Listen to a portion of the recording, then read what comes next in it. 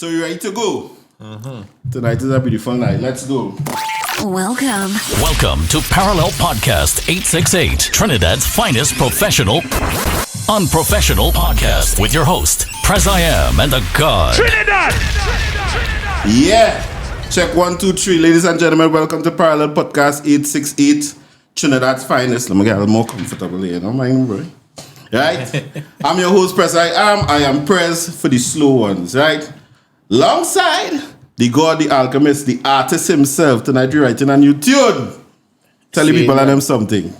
I just want to say, I am a dog, and dogs spell back to front is God, so I'm a God. Trinidad! Yeah, they feel like all they know. Right?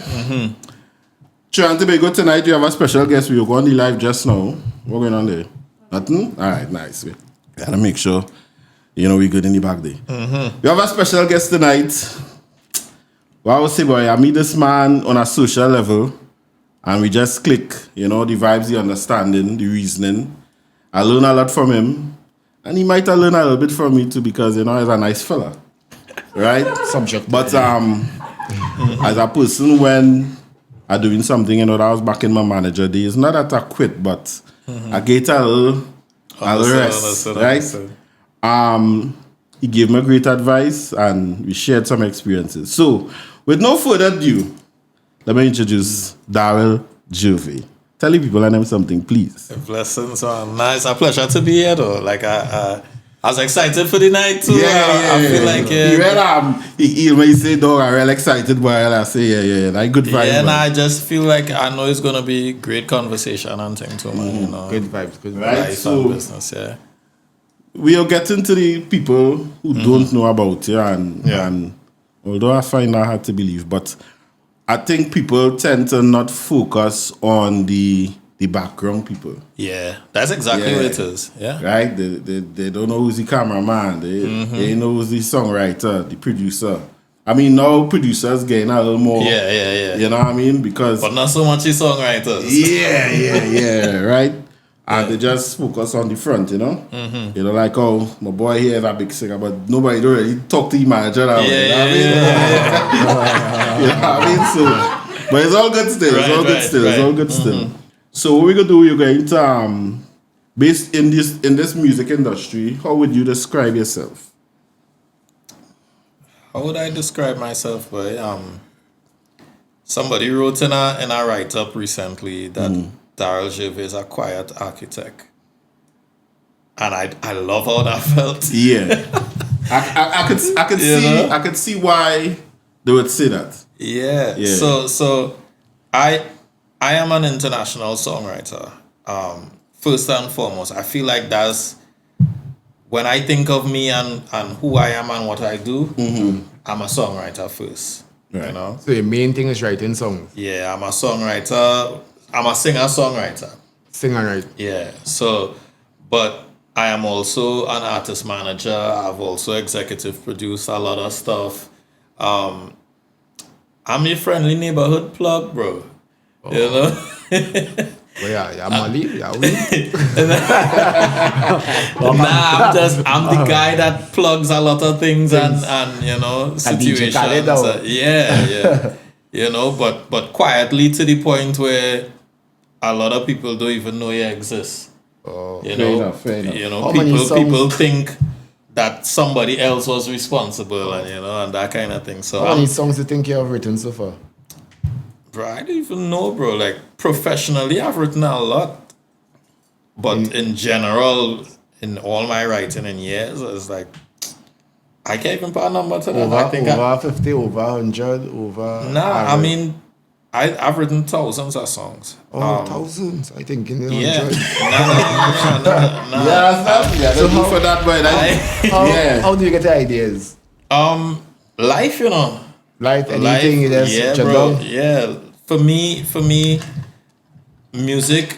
So art imitates life, right? Art imitates life. Art is a reflection of life too. So inspiration for me comes from almost anything. You know, a conversation, love, relationships, sex, parties, just life experiences, you know. You know, everything inspires it. God, you know. But yeah, you as a songwriter, like a good songwriter, you had to learn to be observant, you know, and pay attention to the things around you. That's it.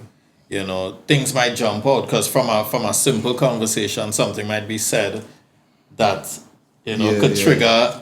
That could be a whole concept right there. You know? Yeah.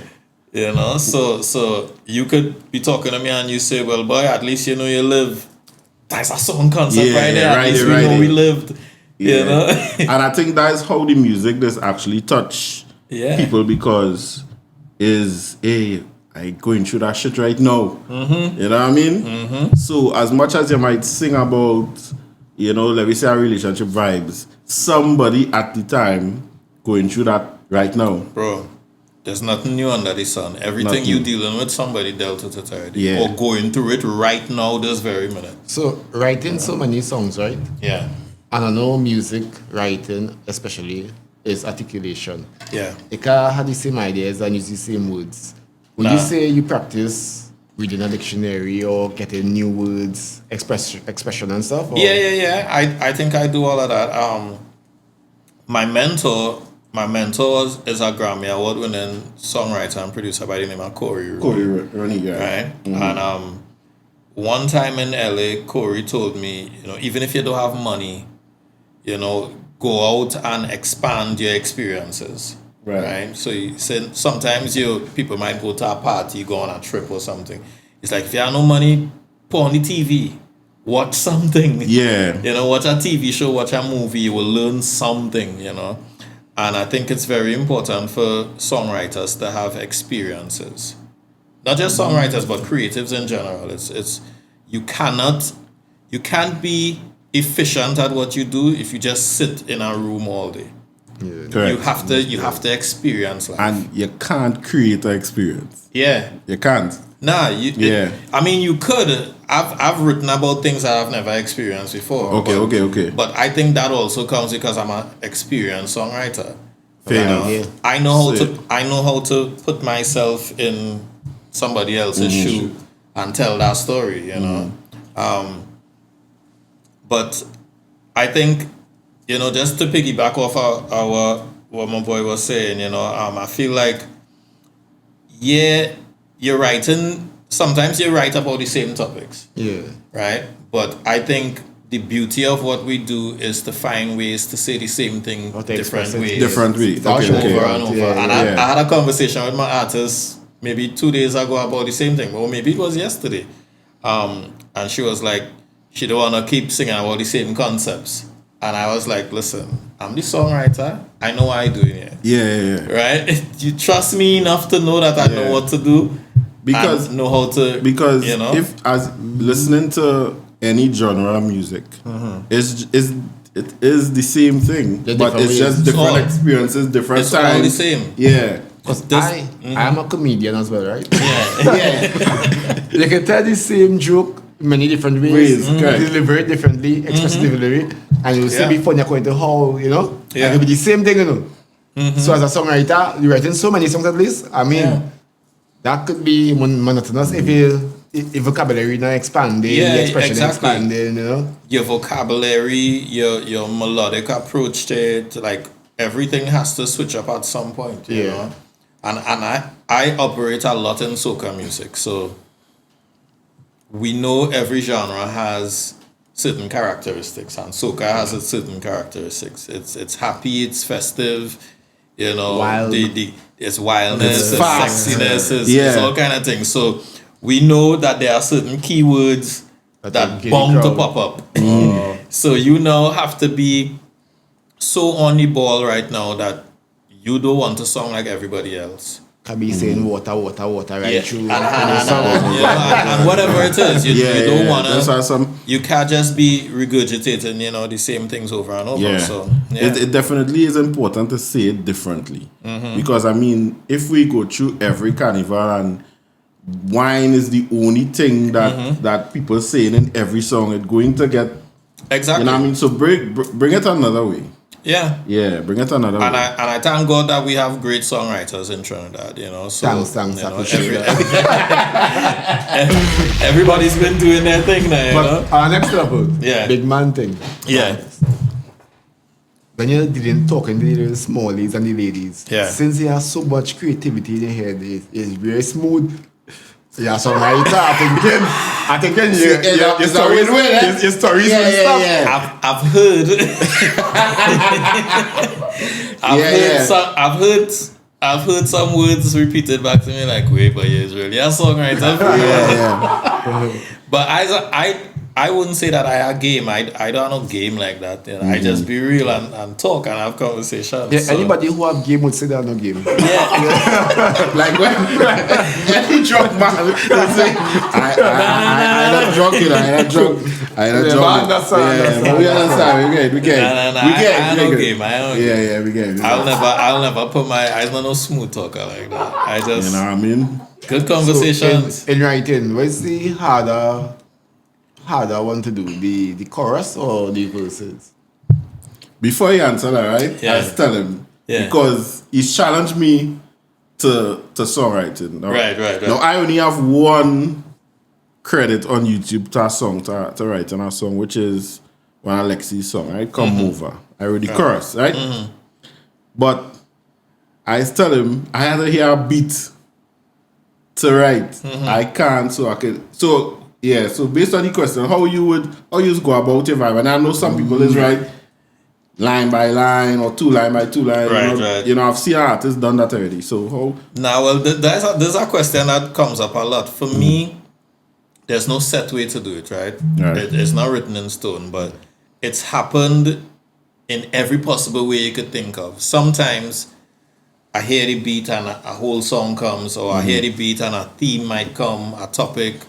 I might get a couple lines. Sometimes I don't even have to get a beat. Sometimes I might write a whole song without even, hearing music. Here I noticed about that, right? As I knew into music. Yeah. And I used to write the beat all the time. Yeah. But see when you write a song without the beat, and you have that song in your head, you can sing that song to any beat. Fair enough. You understand? in You can some sing that cases, song, yeah. you have that slow it up, speed it up, you hear the beat. It come like freestyling your song to To another any beat, beat. yeah. Yeah. So I think it to a point it's easier to have your song already laid out. You can have a melody in mind, but when you have a beat, you know how to put your song on that beat. Yeah, I've written a lot of songs without beats and stuff. But for me, to be honest, there's no set way for it to come. Sometimes it comes in different ways. Sometimes a song might take me weeks to write, months even. And then some days I might get a song in minutes. Some days I write 3 songs in a day.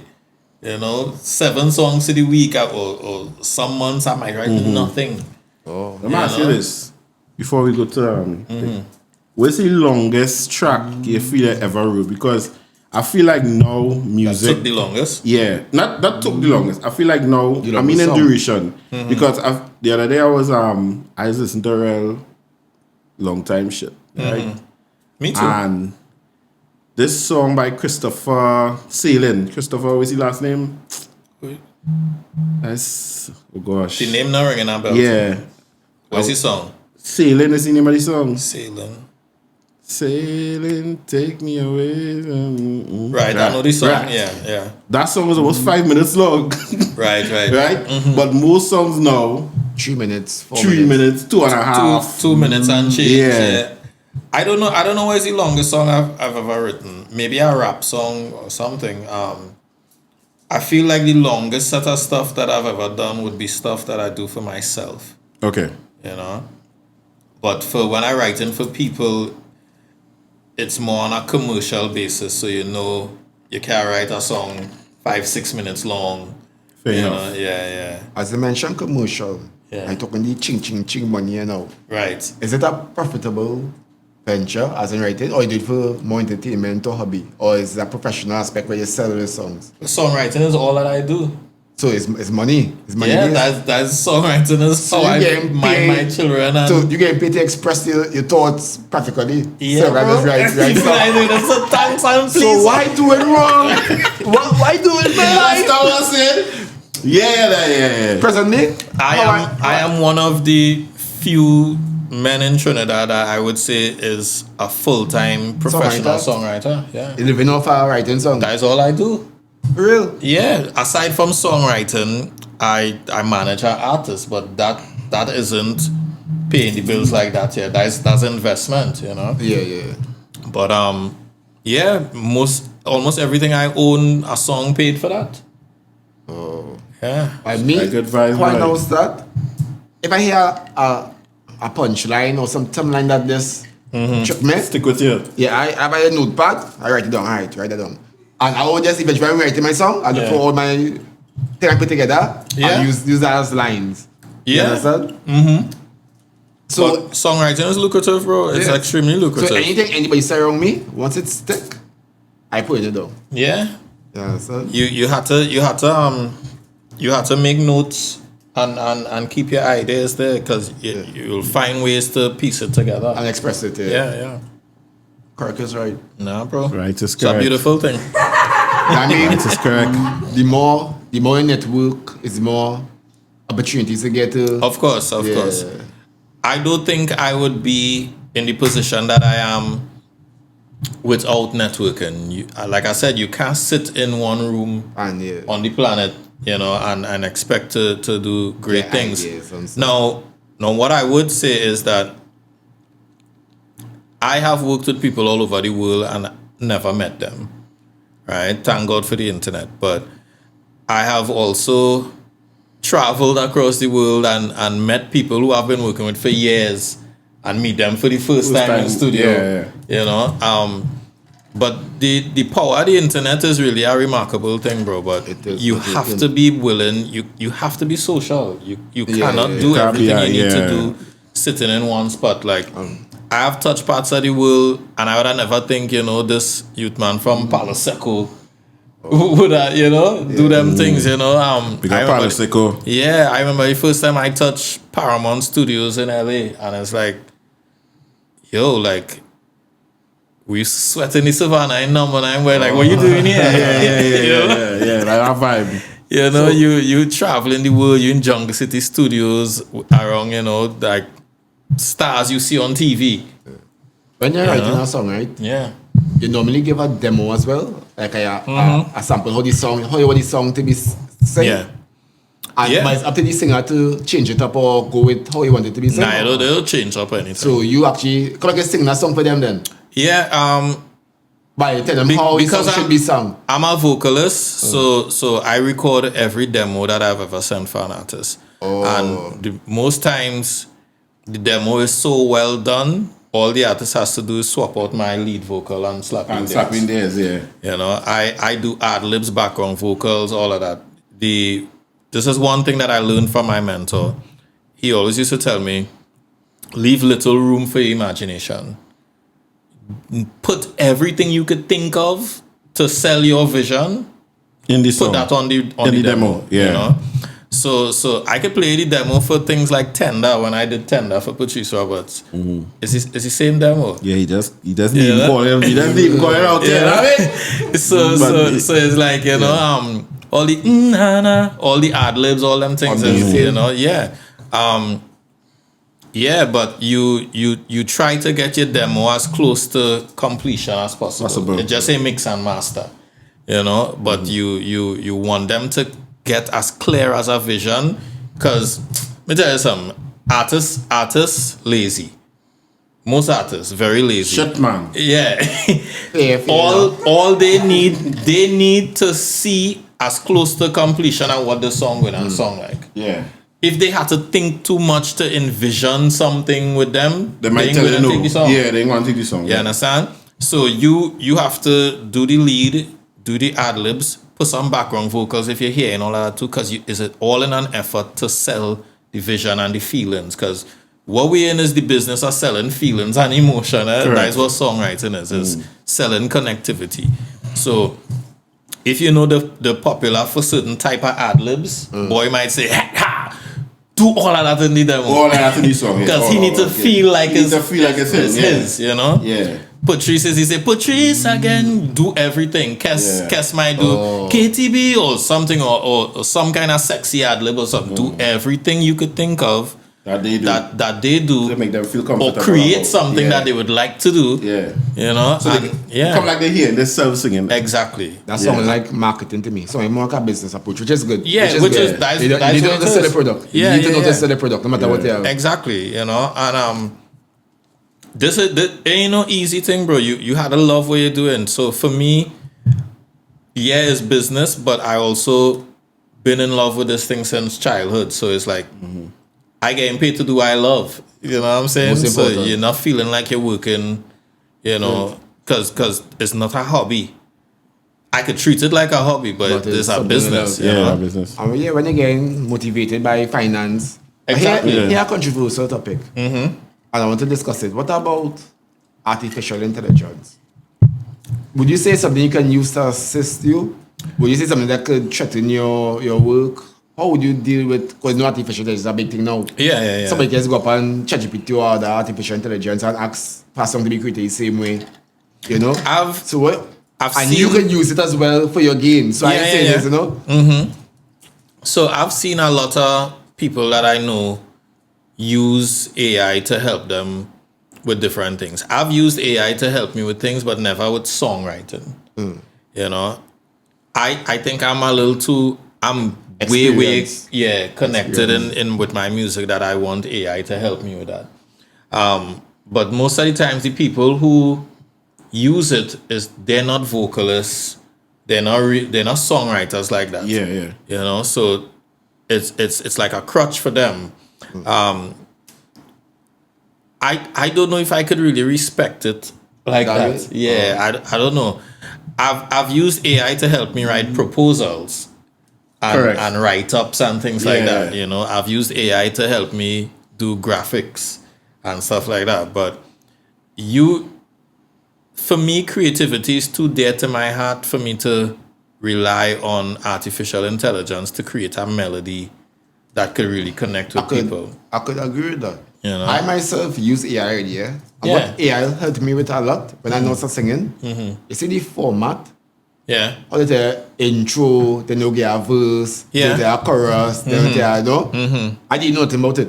Yeah. Right? So I asked for a song, I follow the syntax, if you call it that, or the format. But when I go into the lyrics now, it has some lines I will take and some lines I will take, but it will be so basic, so standard. And then the jargon, the English. As he said before too, right? Because I myself tested it. But the first thing I asked myself when the song cover, I like, what the fuck I gonna sing this? Because remember, when you do a demo, you selling the song, the lyrics, and melody, everything. So now this AI is just giving me lyrics, intro, whatever. Right. How am I going to sing this? If I don't have an idea in my head already, I don't know, or probably a beat. Nah. You know what I mean? So I think yes, it is. It's a tool that you could use. You could utilize it for different work to do. You still have work to do. And if you're not musically inclined, I think the work you'll have to do, you might give up before, might quit before you actually. Yeah, I know producers that using it to produce full songs and tracks and things, which is, I don't know how I feel about all of that. I feel like for me, creativity is too dear to my heart for me to rely on things like that. I think AI is a tool. Yes, use it. Know what you're using it for. But when it comes to creativity like that, I don't know. That is a line I'm personally not willing to cross. And we are creators. We are creators. We are the creators of AI. We're made in the image and likeness of God. So it's like we are creators. You know. Yeah. How did the training in Chris Vocal School help you? Did you feel like it was an advantage to?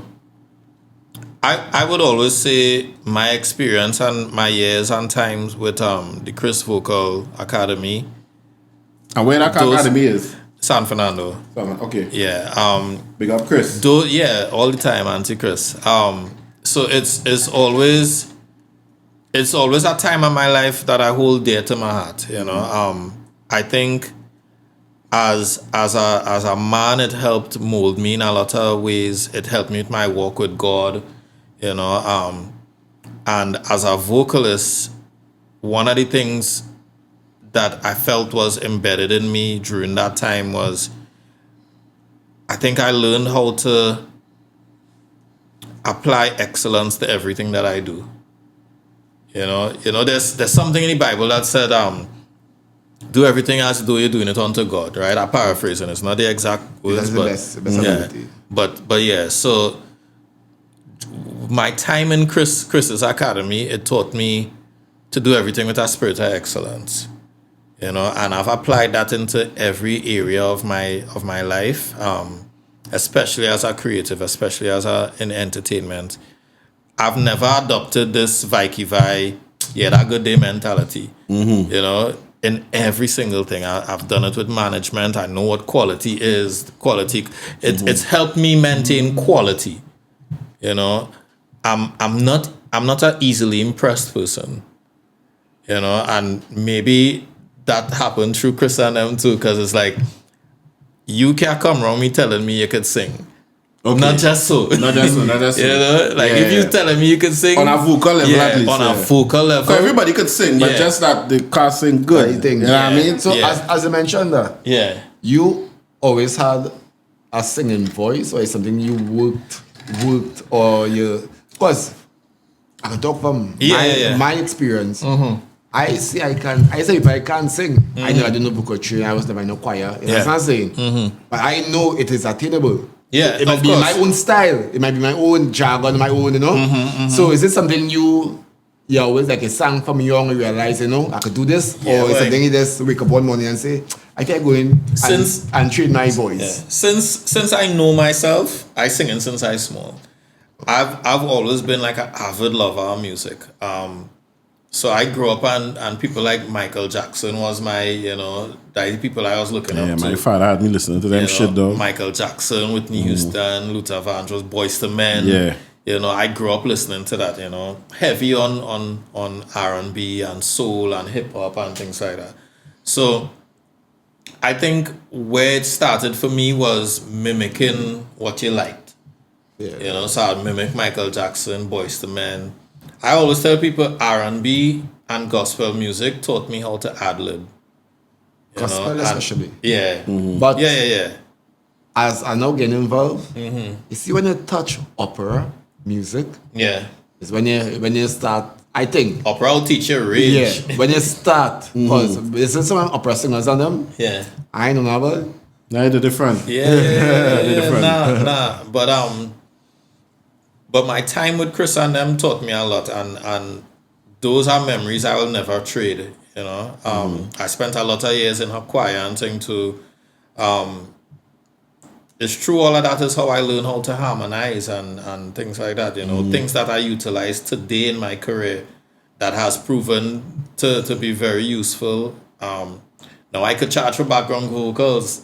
I could arrange background vocals and say, hey, yeah, give me a little $250 US to put on the background vocals here, you know, and $250 US, like good money, you know. Yeah. You know, so it's like I've never taken for granted none of the seasons of my life, and my time with Chris Barbosa and her academy and her choir, that's great memories, and it's people I'll always love and respect. You mentioned something earlier that you're is do everything at the best of your ability, right? More like a perfectionist, right? In a sense, yeah. And I think that could create a problem where I'm not obsessive though. Yeah, that's because you would have a song you write, and you have a point where you feel like it never that good. Because I mean, when you want things extra, you know, you would never be contented. How you know when you reach a stage? All right, how you know when it's a cool year because I mean, it always have room for improvement there. No matter what you do, I think for the most part, I just know when I'm comfortable with what I've done. But there has been songs that for me is not the greatest. But then when I send it over, I'll be like, I will hit them a little small disclaimer like, yeah, this is the best I could do there, G. Let me know how you feel. And to them, it's the baddest thing they hear. Yeah, and I be like, oh shit. Like, okay, all right, look. Yeah. Let it go. You know, but it happens. You never know until you start hearing the feedback. But for the most part, there's a part of me that is be okay with the final product before I click send and send it off to And that is subjective in terms of validation as well. Because it's art. Art is subjective, you know. Like, so who's somebody has to tell you your art not good? You creating your art, you understand? Exactly. But you can tell if something is shit. You know? Yeah. You know, you can tell if something is shit. If somebody come to that bogus idea, I would just be like, yeah, dog, it's not my cup of tea. I ain't feeling that. It's cheesy. Or whatever it is. But it don't bong to be shit. It doesn't bong to be, yeah. It doesn't bong to be. But yeah. You know what you like, you know what you're looking for, you know where your quality stand. But I generally think I have a very unbiased opinion when it comes to art. Even if it's not my cup of tea, I'll be like, but this might work in certain circles, you know. Okay. It could work. It could work, yeah. You know, like I don't burn out things just I get jacket. Open-minded. You know? Yeah. It may not be my cup of tea, but I could tell you if something will work in certain settings, you know. And I think that's a good place to be based on, you know. But yeah, but music is an amazing thing, bro. Yes. Music is life, you know. Yeah. So, music is life and true, right? Yeah. So, hearing your song on radio is one thing. Yeah. Hearing a song on a movie, boy. How that deal with your nose, boy? Yeah, boy. Nah. Wait. What movie? You gonna talk about that? You understand? Now, well, one of the things I do, like I do a lot of work in TV and film as well, too. So, I have a few songs in movies, international movies, TV shows. Let me see if I could remember. So I've had stuff in 2 TV shows on Netflix. Right. Old Dads and Tyler Perry, Medea's Destination Wedding. That's recently. Songs you sang or you wrote? Songs I wrote. But songs I've sang is in TV shows and things as well too. But whether I sing it or write it is still mine. Yeah. It's still mine. I still own it, you know. But yeah, so Old Dads and Tyler Perry, Medea, Destination Wedding on Netflix. I've had some of my own songs I've sung in UK TV shows like Home and Away, which is like a drama series. Okay. I've had stuff in Teen Mom. I've had stuff in Real Housewives of Atlanta, in Married at First Sight, in beg. I've had stuff in but what's the process? Do they contact you, ask for does permission? that go? Yeah, that's so I've had some years being based in LA, and of course networking is key. So I know a few people out there that are connected in those areas. You know, one of my good friends runs a sync agency. And I've worked with this team out of Australia that connected in that as well too. So I've done a lot of work with different production teams all over the world, you know, and you know, our music always ends up in those kind of places, you know. Big up to Hit Music Lab and Blaze Unlimited, you know, So Stereo, all of these companies, good friends of mine. But yeah, so sync is an amazing opportunity too for creatives, because sync allows you to. Sync gives you the opportunity, even if your song is not a commercial hit. Correct. To still it could possibly be end up in a movie. Sync is an app or something? Nah, sync is just what you call it. Synchronization. So sync is when you put audio with video. That's just the term, right? So things like sync and licensing is like when you put a song placed in like a commercial or a TV show. Yeah. Right, so they would license the song and use it in whatever scene that works well. Right. You know, and that is beyond the song track too, yes? Yeah. It's beyond the song track. How payment is for that? Is it like royalties or a one-time thing? It is with both, but it depends, right? So sometimes you could basically based on whatever the deal is. So some deals might be a buyout fee, where you get nothing on the back end. You don't get any royalties or anything. It's just a one-time fee. Some things might be you get a fee and you still get your back end and your royalties and stuff like that. So Sync has allowed me the opportunity now where my royalties will look good with BMI. Correct. You know, I don't do Sync stuff that had to run through like cut and stuff like that. Not. I just feel like my international checks, I wanted to stay international. Correct. You know, I don't want nobody double dipping into it. Yeah. So big up cut still. Yeah, big up cut still. All the let's time. see my face, right? Big up cut still. Yeah. I hear cut is cut you up. You know. But I have dual membership. So cut represents me only in the Caribbean, and BMI represents me everywhere else in the world. And then it's our TCCO, and we wouldn't go through now. I don't even know all of that. We wouldn't go. What BMI stands for? I don't know. I did search it up, but I don't It carry stands for US dollars. That's for me. Big up BMI and the checks. You know what I mean? Yeah. But but here in your, back to what Prezi initially asked. Here in your songs in movies and TV shows, that's a different feeling. But I feel like nothing beats hearing a crowd singing out your music. Fair enough. Nothing beats hearing that, you know. Seeing your songs in movies, that's great. That's beautiful things to add to your resume. Yeah. You know, I have songs in movies. But where you feel the greater reach is? The movies and the international stuff at least. But the movies, yeah. I still believe strongly in, at the end of the day, as creatives, you want to connect with people, you know, and connectivity is the name of the game. That's really what all of us want as humans. That is all we want. Yeah. To connect. But you had a foreign background when you get involved in. No. You start local. I'm born and raised in Trinidad. So how you reach international? If you don't mind ask. I sell a song and I make real money. So somebody international here heard your song via the right places too. So here's and that's why you what happened. Here's what happened. Mm-hmm. I sold a song for a crap load of money, and my wife at the time told me all she wanted to do was a vacation. So I made the money and we decided, you know what, let me get everybody's visas. Got everybody's visa and we went on a vacation. The man asks, how do you define a crack load? As well, get a bracket. I will get a bracket figure. Like, no crack load, crack could be a 5,000. I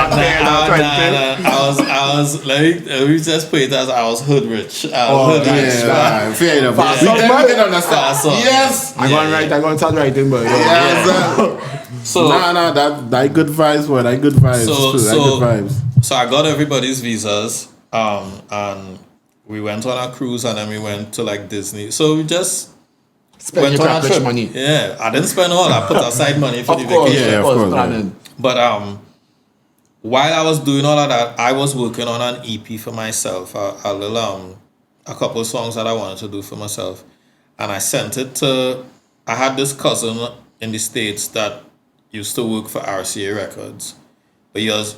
At the time, we was still real cool, but he was always like a real pushy, frontish kind of man. Yeah. And he asked me to send him one of my songs. You sound like one of them, Isa Man. Yeah. Isa Man had this and Isa Man had that. So I sent him one of the songs, and it was a song I wrote from a prayer that I was praying at the time, called All I Need, and it was a pop song.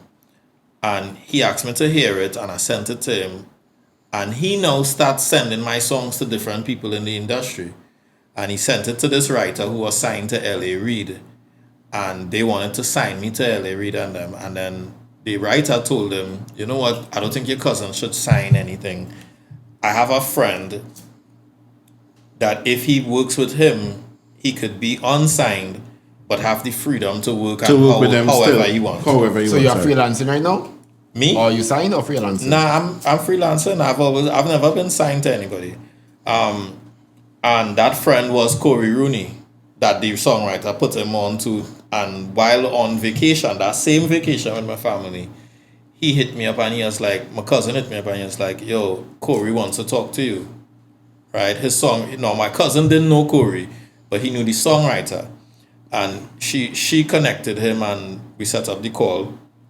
And Cory was like, do you know how to get to Jungle City Studios? Jungle City Studios is Alicia Keys and Swiss Beats them own in Manhattan. Yeah, we just name calling out here, bitches. So I was like, well, I'll find it. Just send me location. Send location, blah, blah, blah. And in my mind, I'm on vacation. I not even studying music and business and things like that.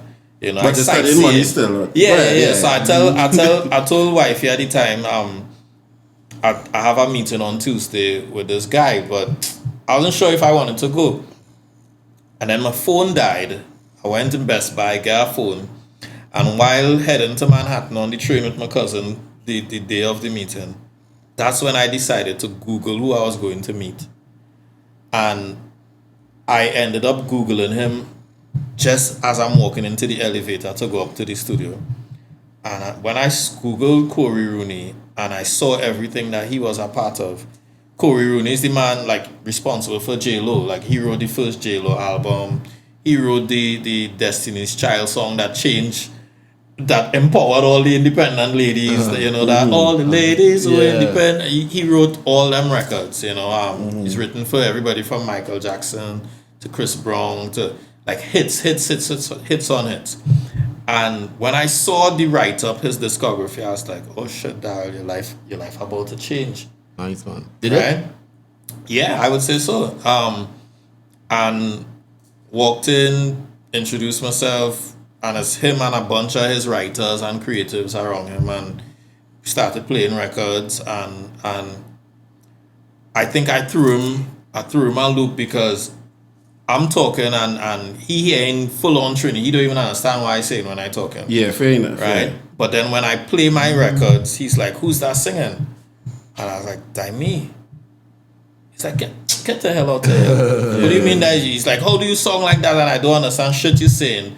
But then when you sing, I hear Usher and Neo like, how do you do that? He's like, nigga, you have the X Factor. You know what I'm saying? I was like, I don't know.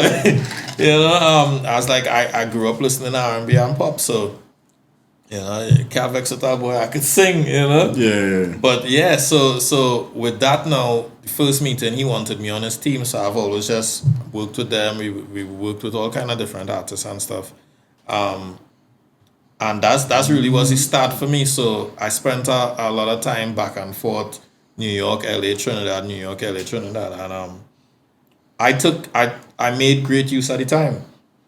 Learn everything I could learn. And then at some point in 2017, it hit me one day and I was like, you're learning all these things out here. You're in positions where people in Trinidad would die to be in, and I need to find a way to bring it back home and apply it to what I want to do. Mm-hmm.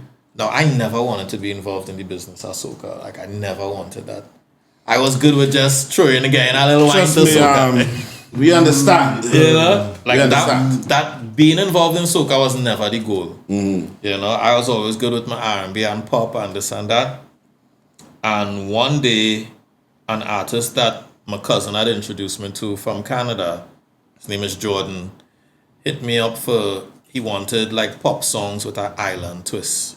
Okay. And I wrote these records for him. And he loved the songs, but he didn't have the Caribbean swag to execute it. Yeah.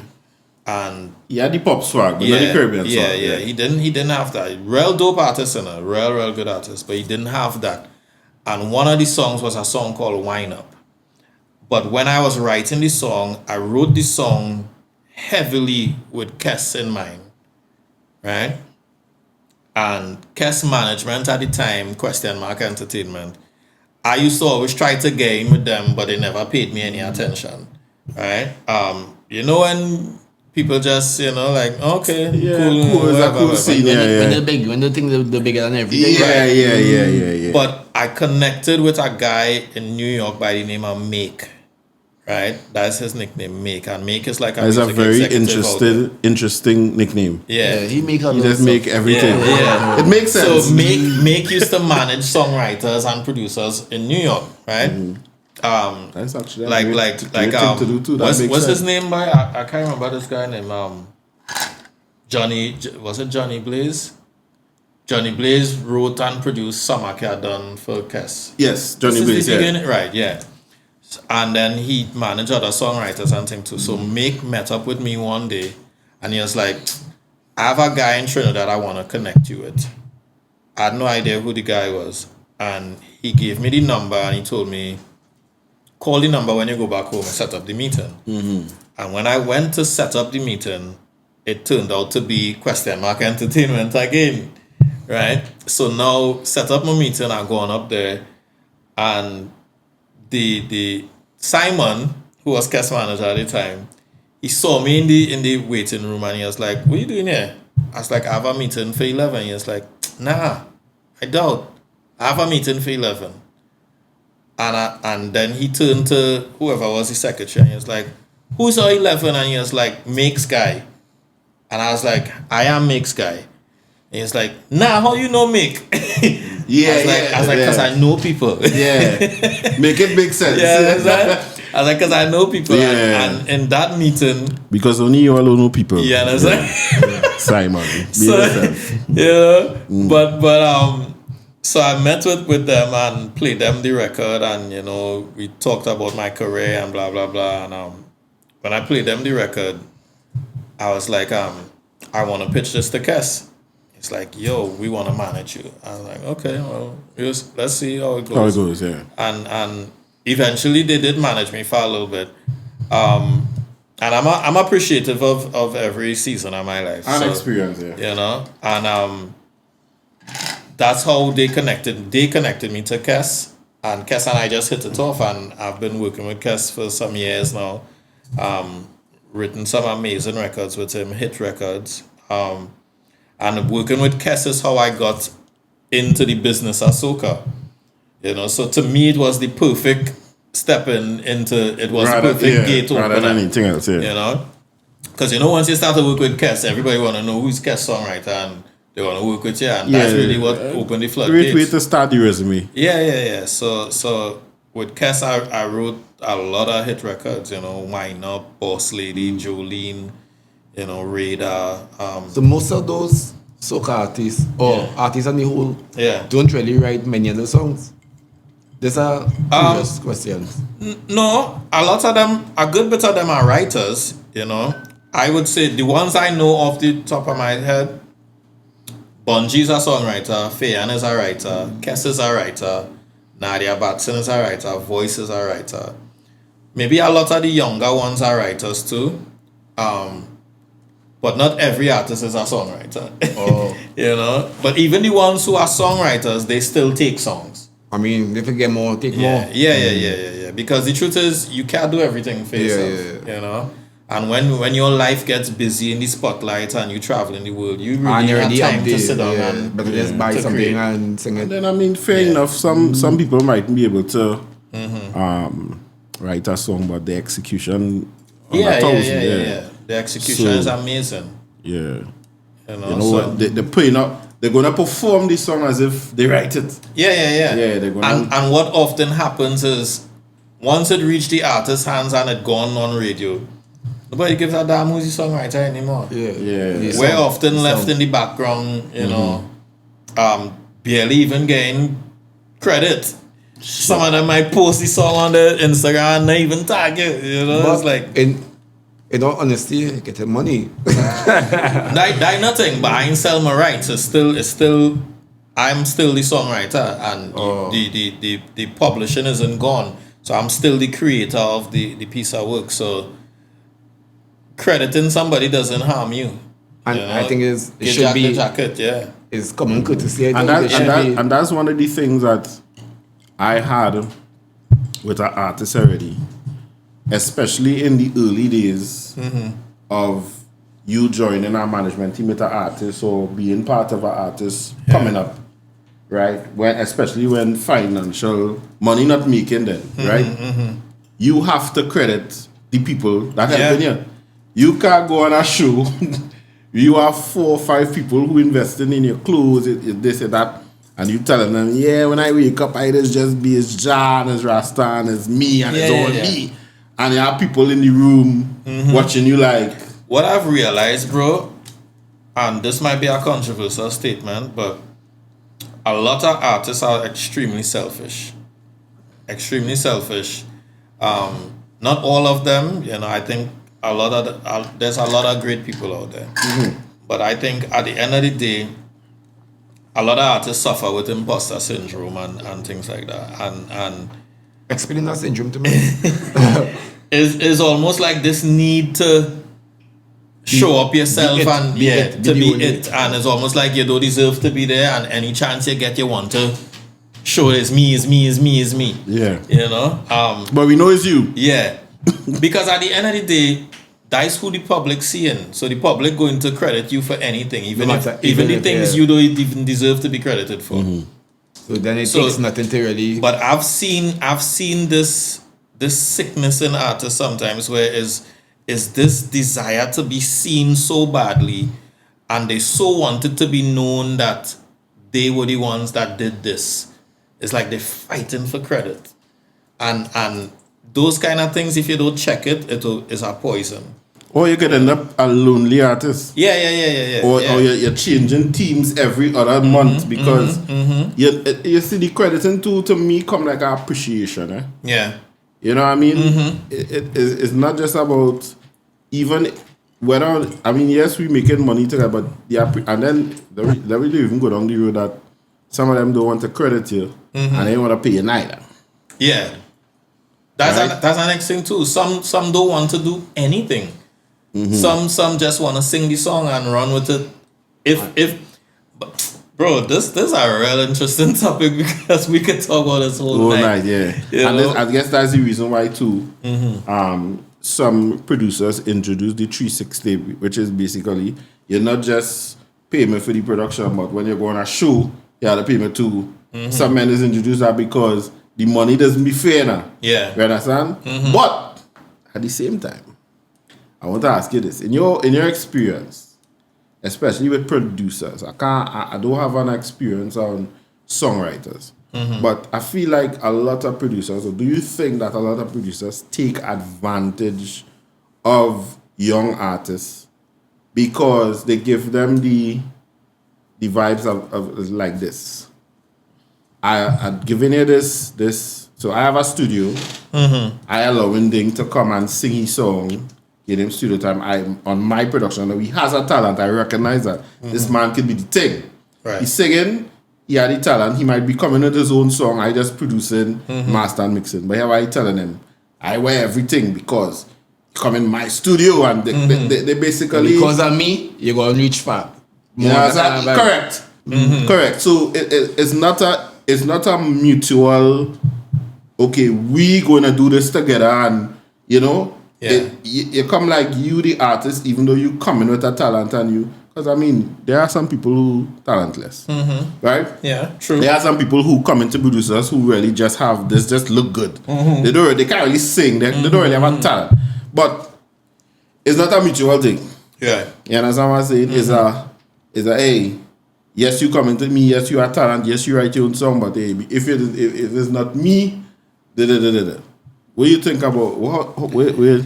So you have to be careful with who you're working with, right? Correct. They all don't think like that, but I've seen producers that operate like that. I think they're the baddest thing in the world, and it's not the case. The truth is, how much people you ever see show up to concerts to sing beats by? None. I never see that. It's not a house concert. Nobody shows up to sing a beat. So people show up to sing songs. Yeah. Right? They show up to hear the artist sing a song, the artist is singing a beat. Right? This is my opinion. My opinion is everything works hand in hand, right? I think everybody plays a part in the puzzle, and where we lose each other is when we start thinking the role we played is the role that was the most important role, and that's why teams break up, because everybody on the team thinks that they served a greater purpose than they actually served, and at the end of the day, all things come together and work together for the greater good. without the beat, the song doesn't exist. Without the song, the beat is just there. You know, and without the artist to execute it, none of it exists. Saying, in the cycle of entertainment, right? The artist need the producer, the producer and the artist need the DJ, and going around. Nobody could do it without the other. It's like the process with us, not is osmosis, I want to say. Whatever is the water cycle. Right. It's like that. You can't do one without the other. Yeah. But you have producers feeling they don't need artists. Because I never hear a beat play on the radio by itself. No, it doesn't. Artists feeling they don't need producers. Artists feeling they don't need DJs, but DJs playing the music. DJs play, like they control the thing and they could make or break you, so they don't need you. You know what I mean? And that's not... the DJs is our next situation now. I'm going to tell you something. I just say this, right? Because they want to be bigger stars than the artists now. I just say that. I big up all my DJ friends. Yeah. Yeah, it's all love, but you have to observe. I just always say, in my humble opinion, in my little experience with this business, if artist was crabbing barrel, the radio station is by the barrel. You understand? Yeah. Facts. And they just create the situation for everybody to be. So that is why there's a mentality, bro. There's a mentality that needs to be checked. And that mentality has seeped into every corner of the industry. So it's affected the consumers, it's affected the program directors, the DJs, the promoters, the artists, the producers. It's affected everything. I can't say that it's affected the songwriters, but I've seen it affect almost every aspect of the... I'm pretty sure it affected songwriters too, but I've never seen it. But that mentality and that seasonality in which we think has affected a lot of things, and it's a poison that needs to be uprooted, and I don't know how to do it, but it has to be done because that has kept us back in a lot of ways.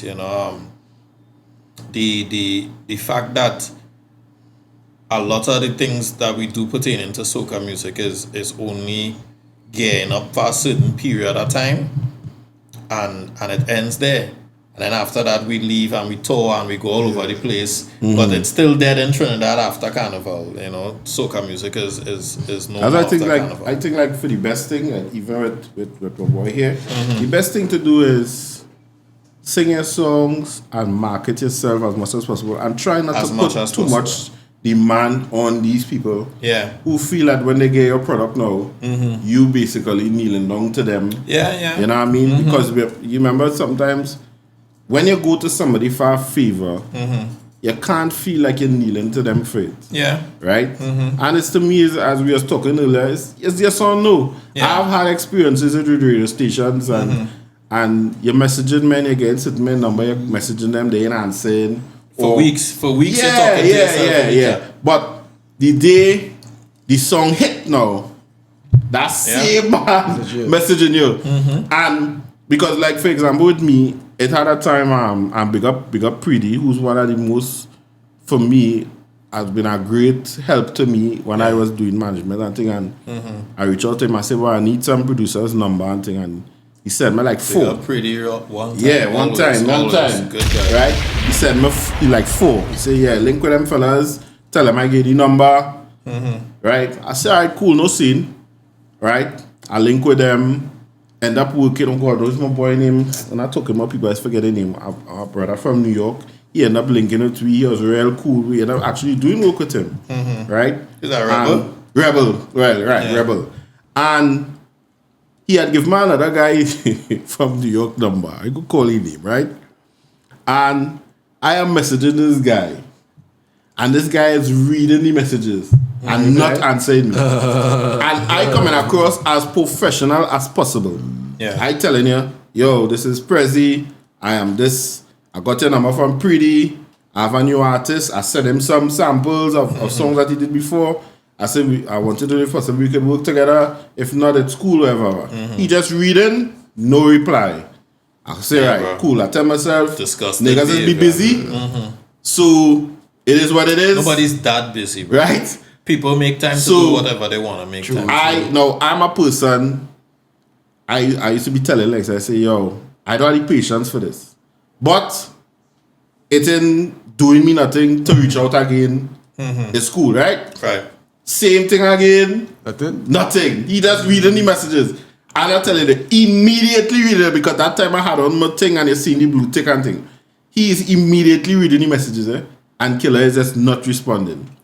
Right? Too big. When you think it's too big. And when the other men I reached out to, that even with Rebel, I tell you, Rebel, we did 2 songs with Rebel. It was like that. And Rebel is no small fry. Yeah. You know what I mean? So I just like that was a big tune for me. You know what I mean? I can't deal with people like that at all. And that's it. That's our next thing to it.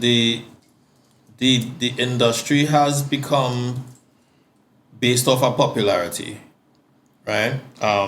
Just today I was talking to a promoter about that because straight up say, if it is, and part of me gets it, there's a big part of me that understands the position that promoters are in. If it is you don't have like a popular song, a big song. You remember to them as dollars and cents, Yeah. So I get it from that. But that is also the vibes with a lot of DJs and producers too. If you're not a name that did something, they're not wasting their time to respond because you never know what's next. Because the producers is talent. Yeah. So they can't be studying dollars and cents. They can't be studying popularity. Yeah. And the truth is there's a lot of producers now that's not going to work with you if you're not an A-list artist, because to them, their main thing is to get a hit song every season. But are they putting out A-list production? Not necessarily. They're not necessarily. Reputation, probably. Yeah, your reputation precedes. So, but unfortunately, in entertainment, especially in soca, you're only as big as your last song, but if you had the right relationship, somebody might still get you a blind, because your resume, made sense. But I'm fortunate to the point where if I hit up a producer and be like, yo, I need something, send me some fire, they'll send me. Right? And if I say, well, I need this for my artist, they'll send it because it's me. But yeah, and you just have to make sure that when you get whatever, it is something that could stand up.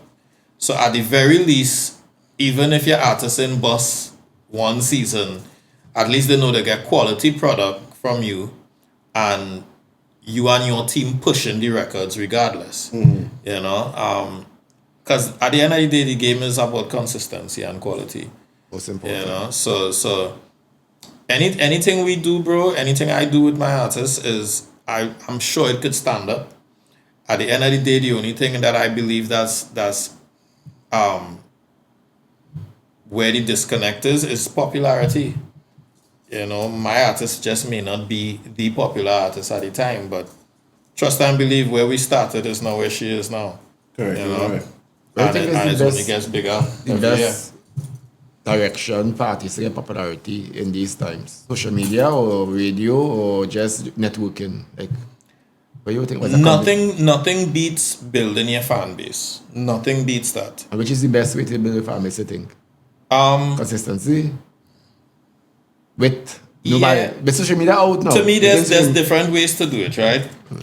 I would say a great thing, is start to build your connectivity on social media. I think that's amazing, But I also think that people need to see you out and about in real life.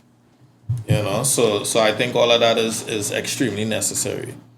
But the social media fan bases, that's great too, I think it's necessary because social media provides us the opportunity to link with people from the comfort of your home, from your little device right there. So, social on the whole. Yeah. Whether it's media or in person, you need to have a kind of social. Yeah. You need to have that social appeal, but you also can't. You don't want to overdo it. Anything that's overdone is a problem because you don't want to be too accessible. But that could be a problem for you too. Yeah. You know, that's a big problem for you too. Because, for instance, if everybody had access to Patrice, her relevance may not be the same. Yeah, should be like the all about anyhow. Yeah. Because then if you're accustomed seeing Patrice by Frankie's bar every evening, the celebrity factor wouldn't be there anymore. Because you're like Patrice, we see Patrice every day, you know. Scarcity adds value. Yeah. So, but you want to make people. There's a balance that you have to have. You want to make people feel like they're connecting with you as an artist, but you can't be so easily accessible. Yeah. You know, so there's some tricks to the thing. You know? Alright. And how long you in this? Well, I don't know. I'm not sure how old you are, but they say doing this. There's a job. Yeah. So you can say probably since I've been doing music full time since. Darryl looking like one of them fellows who do age hunting. Yeah. I've been doing music full time since 2007. So since 2007, I've been doing music full time. Nearly 20 years. Yeah. But yeah, and I wouldn't trade it for the world. I'll be honest with you.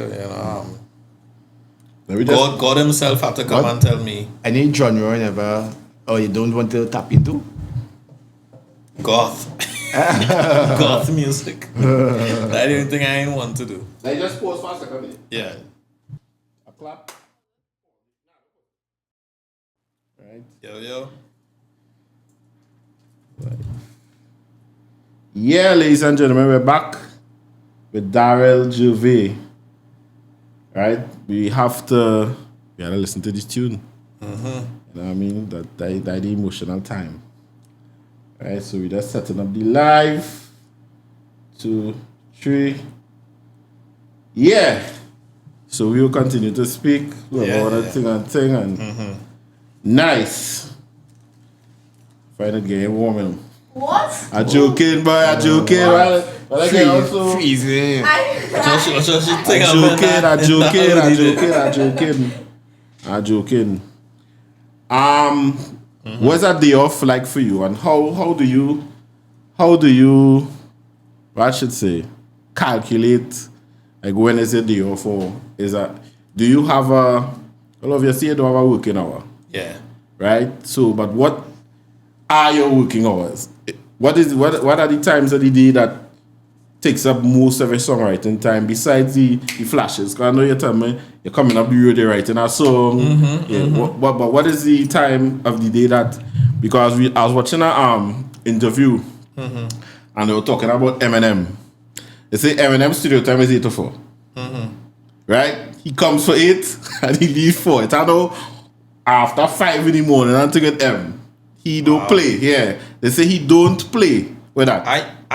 I think I need to be more disciplined with my hours, because I feel like when you're self-employed, you just kind of do what you want when you feel to do it. Fair enough. So unless I have a deadline, when I have a deadline, I operate based on making sure I deliver this product for whatever.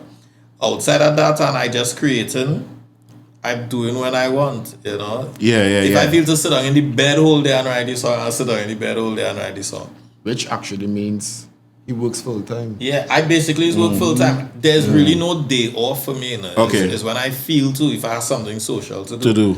But every single day I just work. Every single day, you know. Yeah, it's a full time job. And yeah, because it's like there's no There's really no lock-off point for me. Sometimes 3-4 o'clock in the morning, somebody might be hearing me balling and making a song, you know, because the house in songproof, you know. So and neighbor might be like, jail. Have studio? Yeah. I have a setup home. So I rarely ever have to leave the house to go and record demos anyway, unless I'm working with somebody in a different studio or something. But I could record everything demo to final vocals myself in my studio.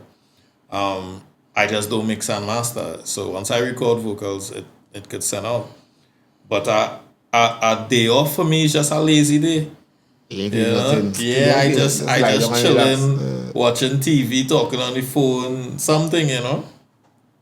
But typically for me, my productive times does be like when I really start to grind is like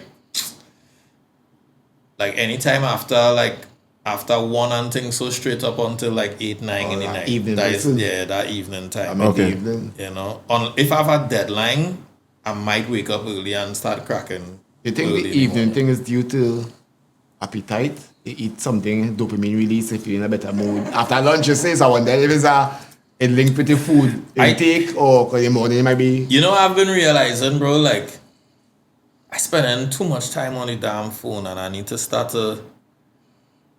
Social life is distracting sometimes, because the time you come off the phone is like real time gone in the day. Yeah. You know, but I try to discipline myself some more, you know, especially not answering the phone or touching my phone until I pray. You know? Yeah, that's something that I just do. I don't, unless I say something in the morning, I don't touch my phone. Yeah. You mentioned pray and God in the previous conversation. I assume when you're a bit religious, you have a connection. Yeah, I think I'm a believer, yeah. I believe in God 1,000%. I wouldn't say I'm super religious or anything like that, but yeah, I believe. You have a spirituality, Yeah, definitely. And you know, you realize something. What's that? Most of the guests that we have here, we haven't had somebody yet that say, nah, I straight out religious. Yeah. They believe in God, they believe in but they shine from religion, which is so much because yeah. I mean, if when you really understand religion, you would shy away from it, you know. But now I think as an adult I started trying to build my relationship with God. I grew up Catholic, but as an adult I really started to pursue that. I wouldn't say I'm where I'm supposed to be yet, but you learning, we growing, you know. Yeah. Stuff. Try to. I feel like I kind of slack off a bit, but I try to communicate with God every day that I can, you know. Yeah. Just dog we all there, just doing the best we could do, you know. Yeah, I think everybody's communication with they believe whoever they believe in or what they believe in is different. Yeah. You know what I mean? Some people might talk to God like a friend every day. You know what I mean? Well, worship is a lifestyle, so you had to do it every day and talk like normal, you know. I just say everybody, I think, live in their own reality, right? Yeah. So they're entitled to their own beliefs, right? Yeah. And I just say, I am God, right? I am God, right? Because God lives within me, right? And even if even if we are God children, it takes a God to make me. That means I am, you know?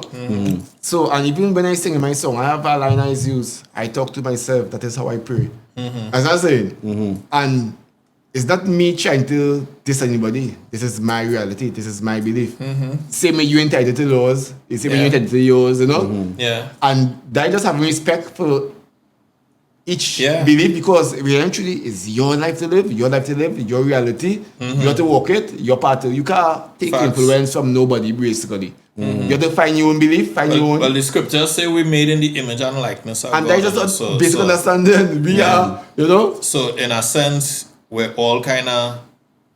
If we're made in the image and likeness of God, that means we resemble Him a little bit. Our characteristics are like Him.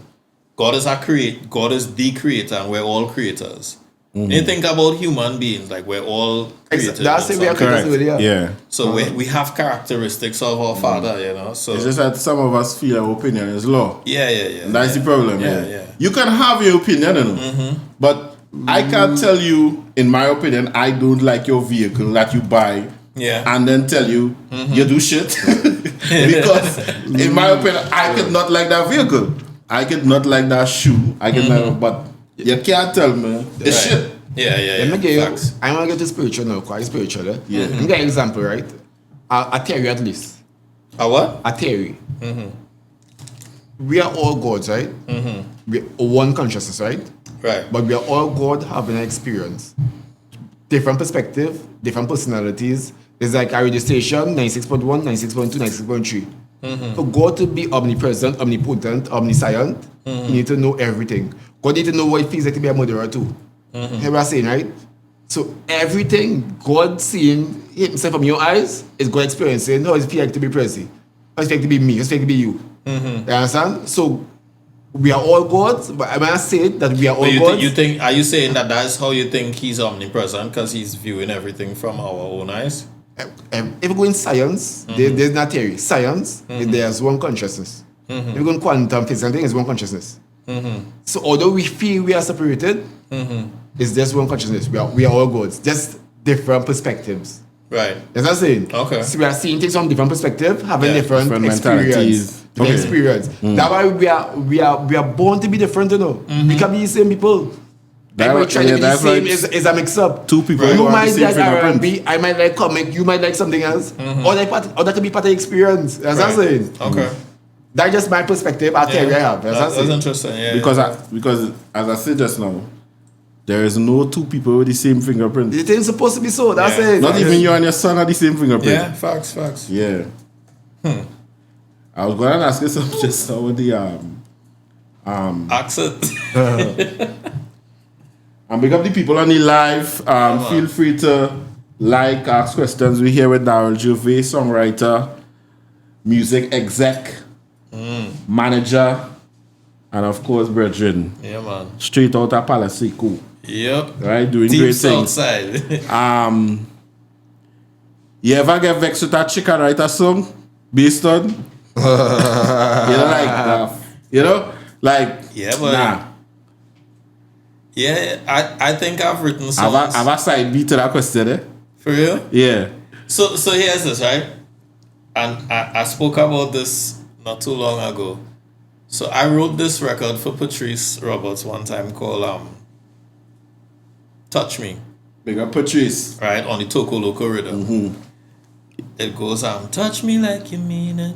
Yeah. Mean it. So here's where that song came Big from. tunes in my right. So that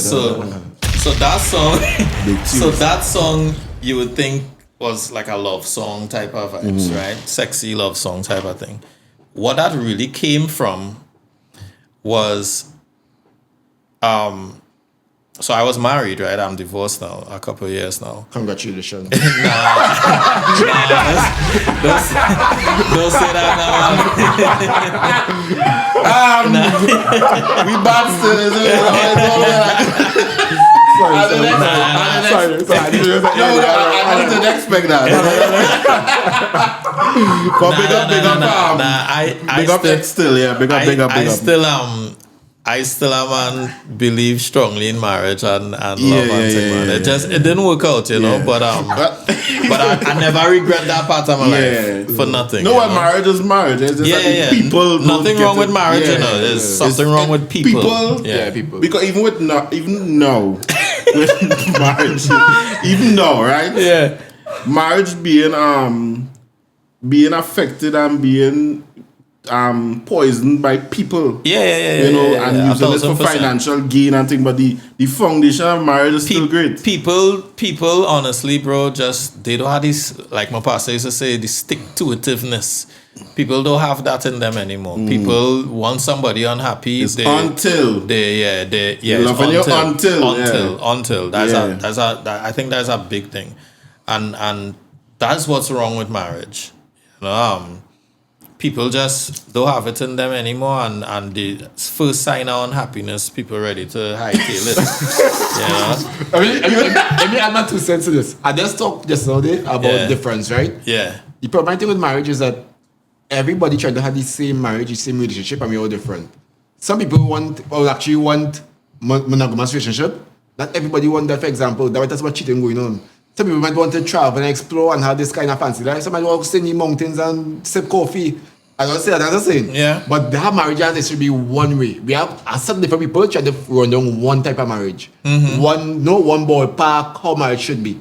When we actually, it's just understand with you and your mate, whatever the understanding is, you're free to live that way or do what you think is what is understanding. I think people need to make better choices in who they decide to settle down with. Wonderful. Marriage tests you a lot. Remember, it's culture shocking too. A lot of culture shock. I remember one of the first culture shock for me was after my honeymoon. I grew up with 4 brothers, right? And we grew up poor. And so everything in the house had to share, you know. You get a dozen eggs. One man again, 2 and 3 eggs, you know. Fire. I remember. So my first culture shock with my marriage, dog, was the Saturday after we come from our honeymoon, and I realized my wife at the time, I thought she making breakfast for both of us, and she did like 6 eggs. So I was like, she hungry. Oh, so I was like, sorry. So I was like, you're doing for me too, and she was like, no, that's for me. I'm making an omelet. And in my life, 6. in my life, I have never seen Like the trick go on there though. Yeah, so because I know the next omelette is a wrap. So that was the biggest culture shock for me. First thing off the bat, right? Because we didn't shack up and try to live together before and thing. We got married So and then you didn't know about them omelette days. So I didn't know a lot of her day-to-day habits. I wouldn't, you know. Yeah, so when she did it, but she grew up basically like her only child. Fair enough. So she didn't share nothing. Eggs for days. You know? I I was like, girl, I never had more than 2 eggs. Yeah. You tell me you do 6, you eat an omelette. I was like, okay. But that was the first shock. That was the first thing for me. But you really have to, marriage is about getting to learn each other and things too, and loving each other through the mess and learning and growing together and things. So some people have it, some people. Do you think we had it for a while and we lost it? Don't let him lost the touched story, but go ahead. Yeah, right.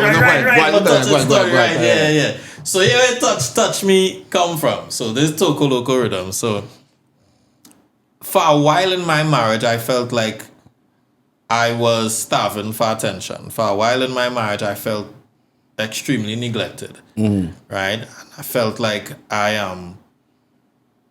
You're feeling lonely within a marriage. I felt like that for years. In a crowded room, you're lonely. Yeah. Right. And so I had an issue with the frequency of our intimacy and stuff like that. And I remember, because the studio is home, I working from home most of the days. My ex-wife was a lawyer and then a politician. So worst combinations ever. Right?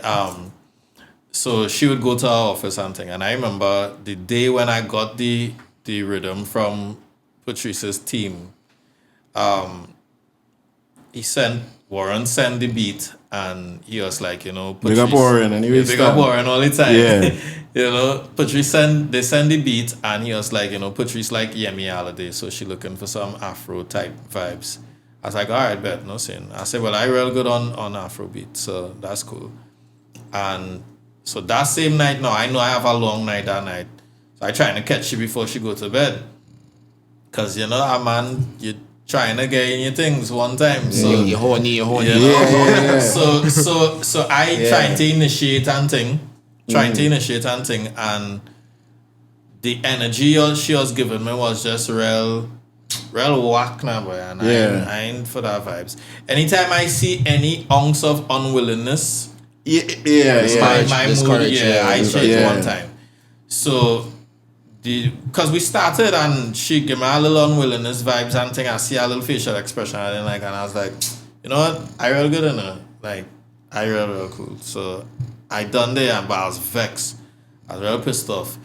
And I remember going into my kids' room, because my kids went and sleep in our room after. So I in the kids' room by myself now, and I'm like falling asleep. And because I pissed off, because once I turn off, I didn't even want to lie down next to you, dog. Like, because I just gotta eat up myself next to you now. Because it's like, like, who likes rejection, right? Nobody likes that, And I was already having an issue with that in the marriage now, So once I see the unwillingness there, I was turned off. And I remember going in the guest room now and eventually falling asleep. It's late now. And I'm falling asleep, but I still playing the beat Warren had sent me because I was like, boy, make something out of this thing. And I put the phone by my head and I pressed record already, but I fallen asleep and I was like, if you don't record something, whatever ideas you have, you're not going to remember it tomorrow. So with the phone by my head, now I've fallen asleep and I just start to whisper to myself like, because I pissed off with her too, and I was like, yo, if you're touching me, touch me like you mean it, right? And if you're saying it, say it like you feel it, like, so I just start to whisper into the phone while I dozing off, touch me like you mean it. You say it to me like you know.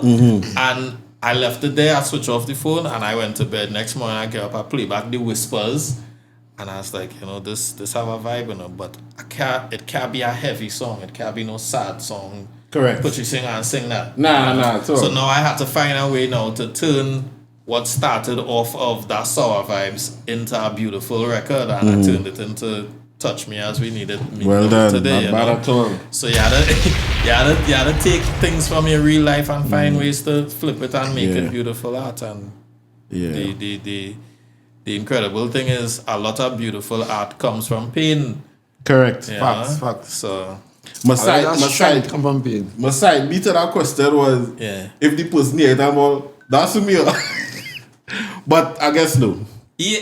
No, for them. I mean, not much attorneys who politicians. I don't think that much to this guy. I know.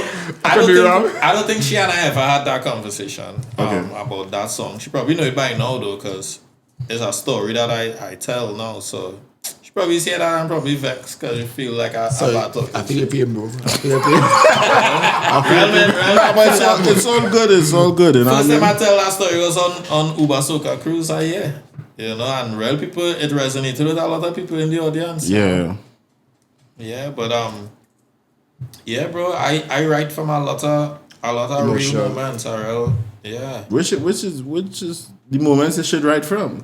Of course. I used to tell people like back in like doing events, like people will call me and they'll say, boy, come and help me with this event or whatever.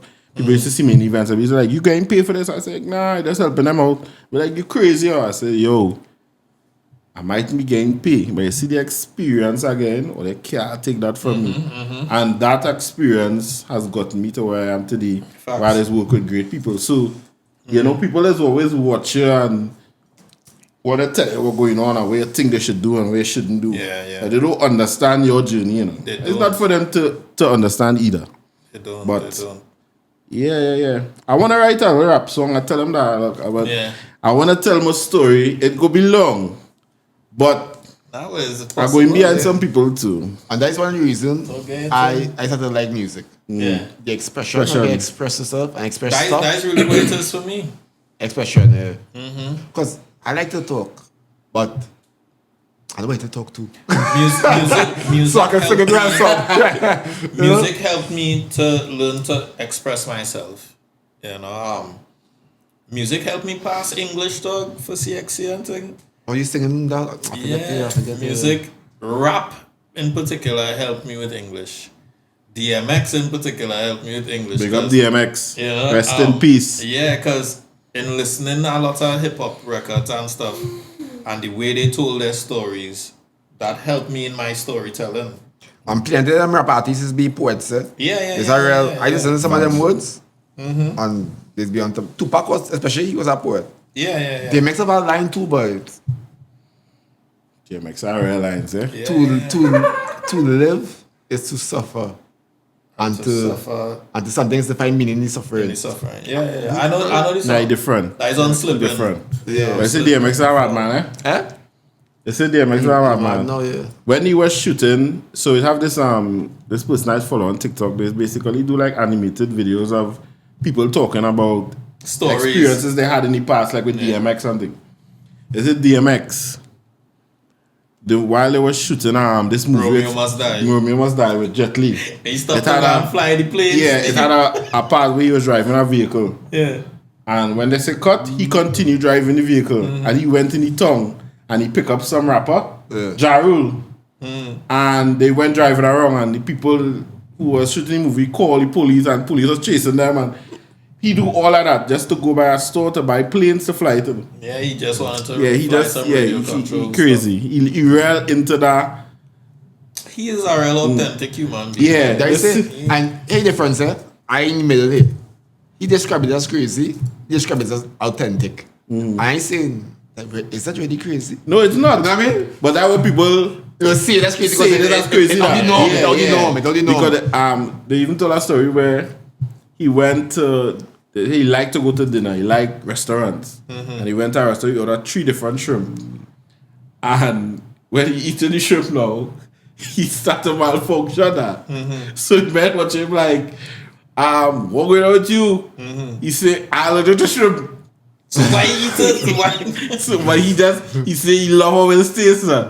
So he just that real shit though. That real shit. There's a Can't man fix it to me. passion. Yeah. Yeah, but now, but music taught me a lot. When the next love song coming out, the next love song, you getting touch this? I've written that.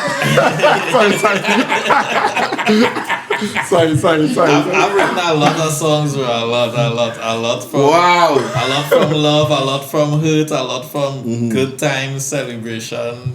I've written songs about life, bro. Like in every aspect of it, you know. The one that we gonna touch tonight too is was written from a really dark place in my marriage at the time.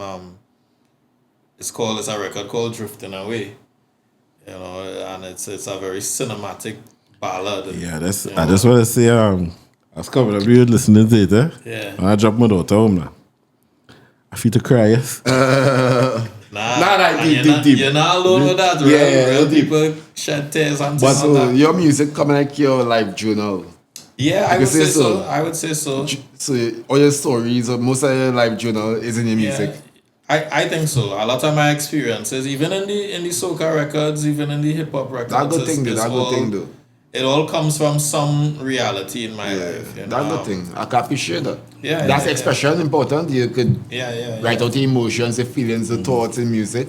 Create that kind of know.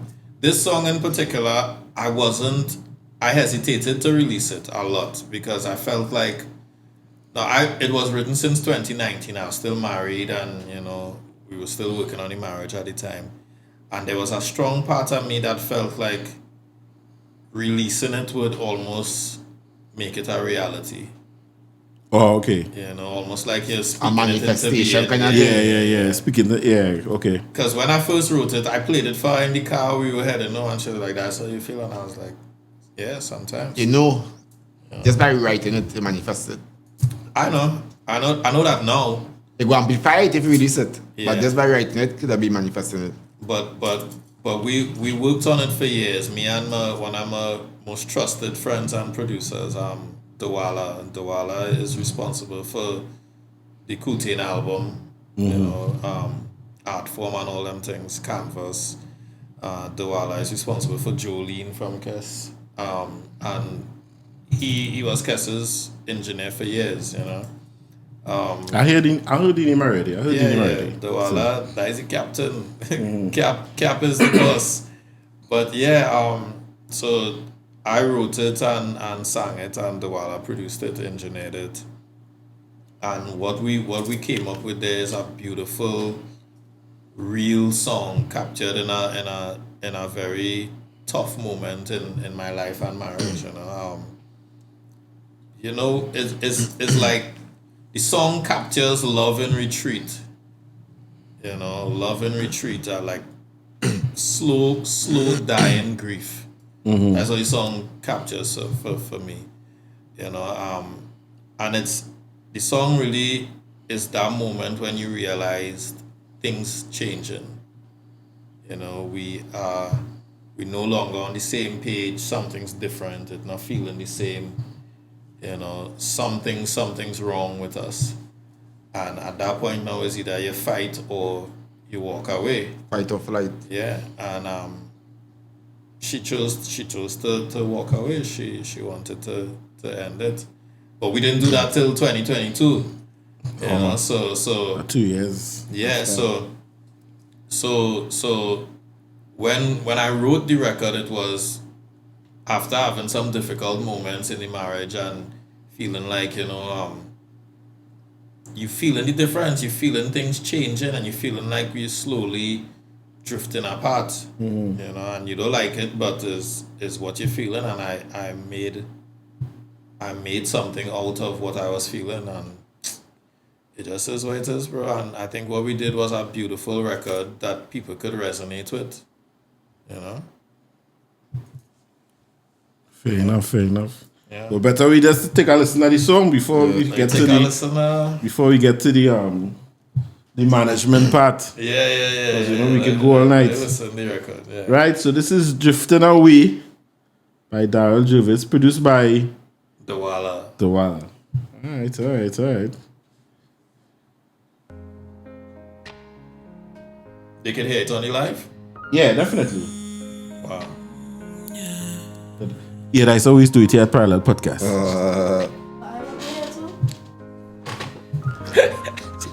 I'm sorry, the people in the studio can't hear. You gotta go on your live.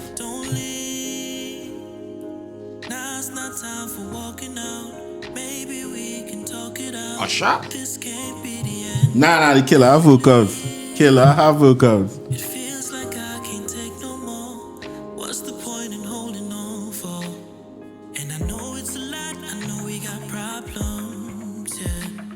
But I can't help but think where we'd be without them. You see, I can't say that the love is gone, but lately we don't love no more.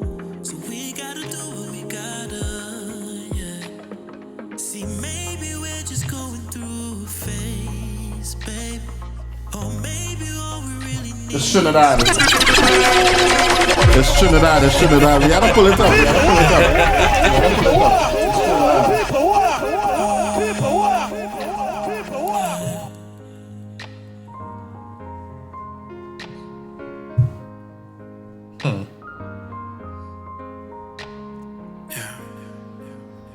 She said, don't leave.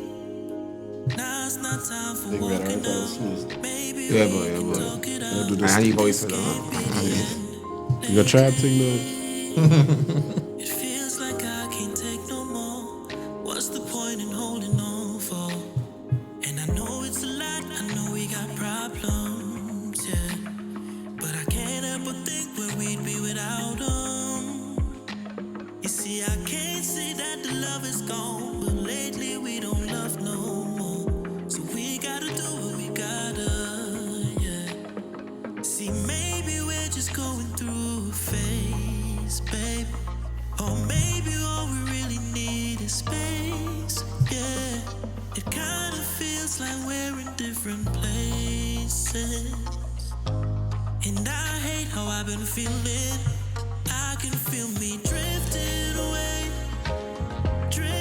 away from you. It don't feel the way it used to. We've been slipping away, trying to hold on to whatever's left of us. And why can't we be lost in love, the way we used to be? Our signals crossed, so It's as if you could picture the video in your mind. drifting away from you. And I know you feel it too. It's not easy, babe, 'cause we've been going round and round in circles. And I don't wanna hurt you no more, baby. We had a hell of a ride, yeah, you and I, and we tried. See, maybe we're just going through a phase, babe. Or maybe all we really need is space, yeah. It kind of feels like we're in different places. And I hate how I've been feeling. I can feel me drifting away from you. It don't feel the way it used to. We've been slipping away, trying to hold on to whatever's left of us. And why can't we be lost in love, the way we used to be? Our signals crossed, so crossed, and now you're losing me. I'm drifting away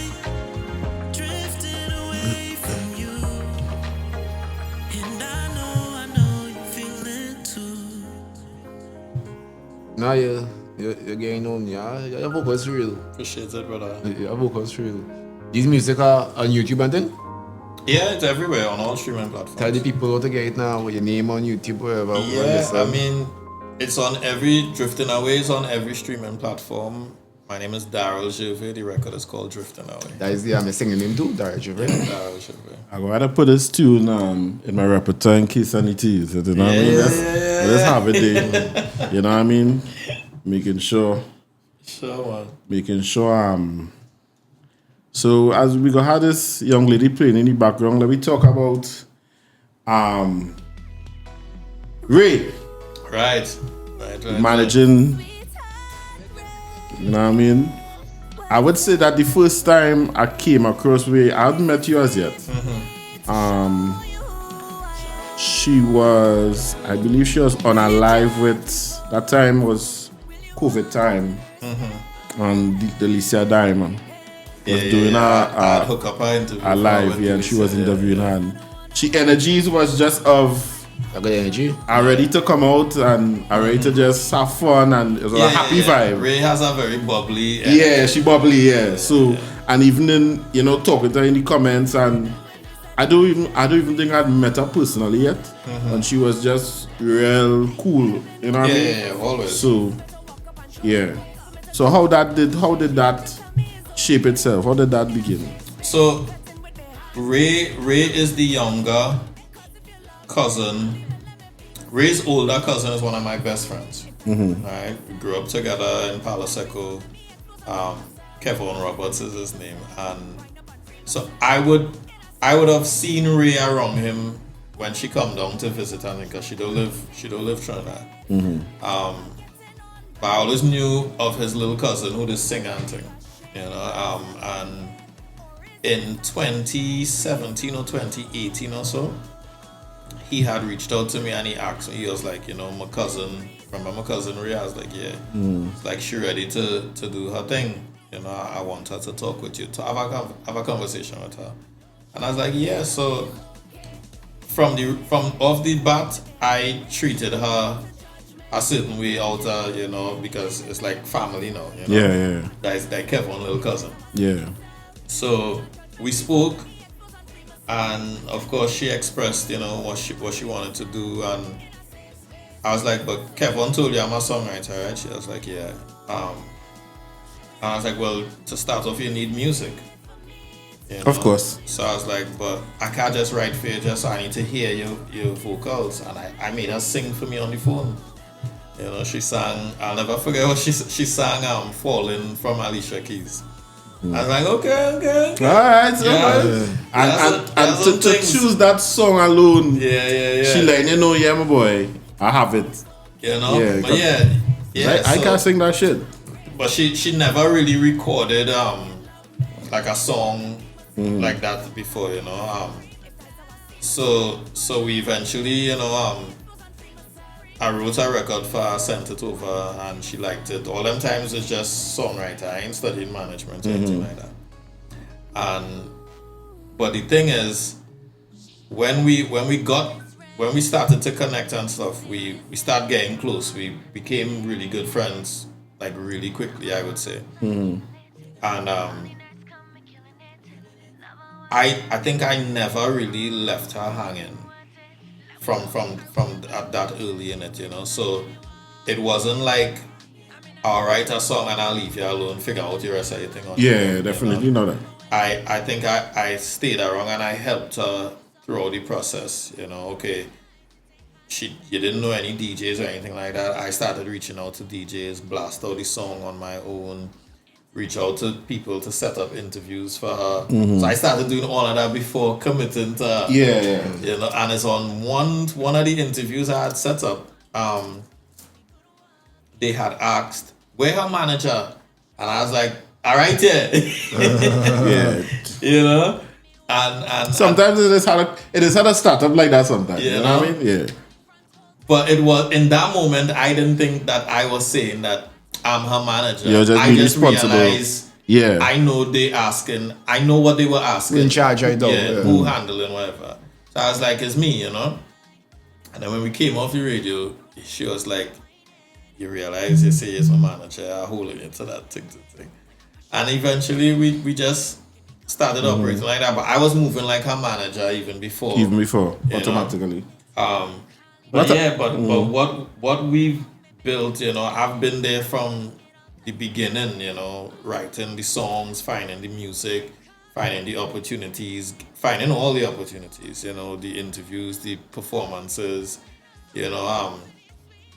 what I think we've been building together is, I think we are a real power couple in the thing like that now, I think one of the greatest things you could do as a songwriter and producer is break an artist. Correct. I think that is one of the biggest marks of your success as a producer or songwriter. Facts. And all the great producers will tell you that, the Pharrell, the Timbaland, all of them. Everybody had an artist that they worked with. That they built from scratch, It's not an easy thing, but it's an amazing thing that I love it, But it's certainly not easy. It's far from that. But you, for me, it's like I've been involved in every step of the process, and it's kind of like being quality control, So I'm the songwriter, I'm the A&R, I'm the manager. In a sense, it's like I'm the executive producer, I'm the executive over everything. But I think I couldn't do that if I didn't have something to manage. Correct. You know what I mean? True. So while I do all of these things, she still has her part to play. And she still has to step up and really hit the ball out. I think she has been doing. She's been doing that. Yeah, she's been doing that. 100%. So I've seen the growth throughout her career thus far, and I'm really, really proud of it. I'm really proud of her. I'm proud of what we've been doing. And there's moments where you have these surreal moments as a manager looking at what your artist doing and just the reaction, because Ray is great on stage, Yeah, she definitely she's has. Great on stage. She has that. And she was on. She ended up on news. Fox 5. Fox 5, yeah. Fox 5, yeah. Again? Yeah. Fox 5 in DC. Yeah. So I have a connect out there that was able to plug that for us on more than one occasion. And he had to be grateful. Again, that's relationships. So it's through these relationships I'm able to plug and put those situations in play, big up S. every time. But yeah, like I've seen Ray be a part of things that seasoned artists not even getting to do. And you had to be grateful for it, Her journey hasn't been the typical journey, and dog favor not fear. God's favor in your life isn't a fair thing, People can't compare you to everybody else's thing, definitely. But I feel like with Ray, it's only a matter of time. It's only a matter of time. I think we've been very consistent throughout the years. Every song we've put out has been a quality record. Right? I feel like right now it's really just the popularity that's not there yet. Because some of the things, if it were a A-lister artist singing it would have been done gone long time. But to me it's the popularity. Once we get that and we connect those dots, I think Ray gone, bro. You think a person character or the energy or even the style contributes a lot to their development in music? Yeah. Because somebody can have a unique style, authenticity or image, and they'll probably quicker make it than a person who will be just too laid back but could really sing. Yeah, you see that all the time actually. There's a lot, like I remember one time my pastor had said the cemetery is the richest place because there's so much potential that lay in there dead, you know. And sometimes I used to ask myself, why am I in the positions that I'm in when a lot of the people I grew up with are way more talented than me? You know, and the truth is very simple. There's a certain mentality that I've possessed and utilized that they didn't. I have a get it done mentality. You know, I'm a go getter. I'll go out there and grind and get what needs to get done. Some people just straight up lazy. They're not going to do. They don't have the drive you have. Some people don't have the character to sit in certain rooms. Some people, and that's why every year you're sure to see one or two artists quarreling on social media because nobody ain't playing them and quarreling about radio, they're quarreling about promoters and this and that, because in their mind they think they're the baddest things that the industry ever see, when it's not the truth, bro.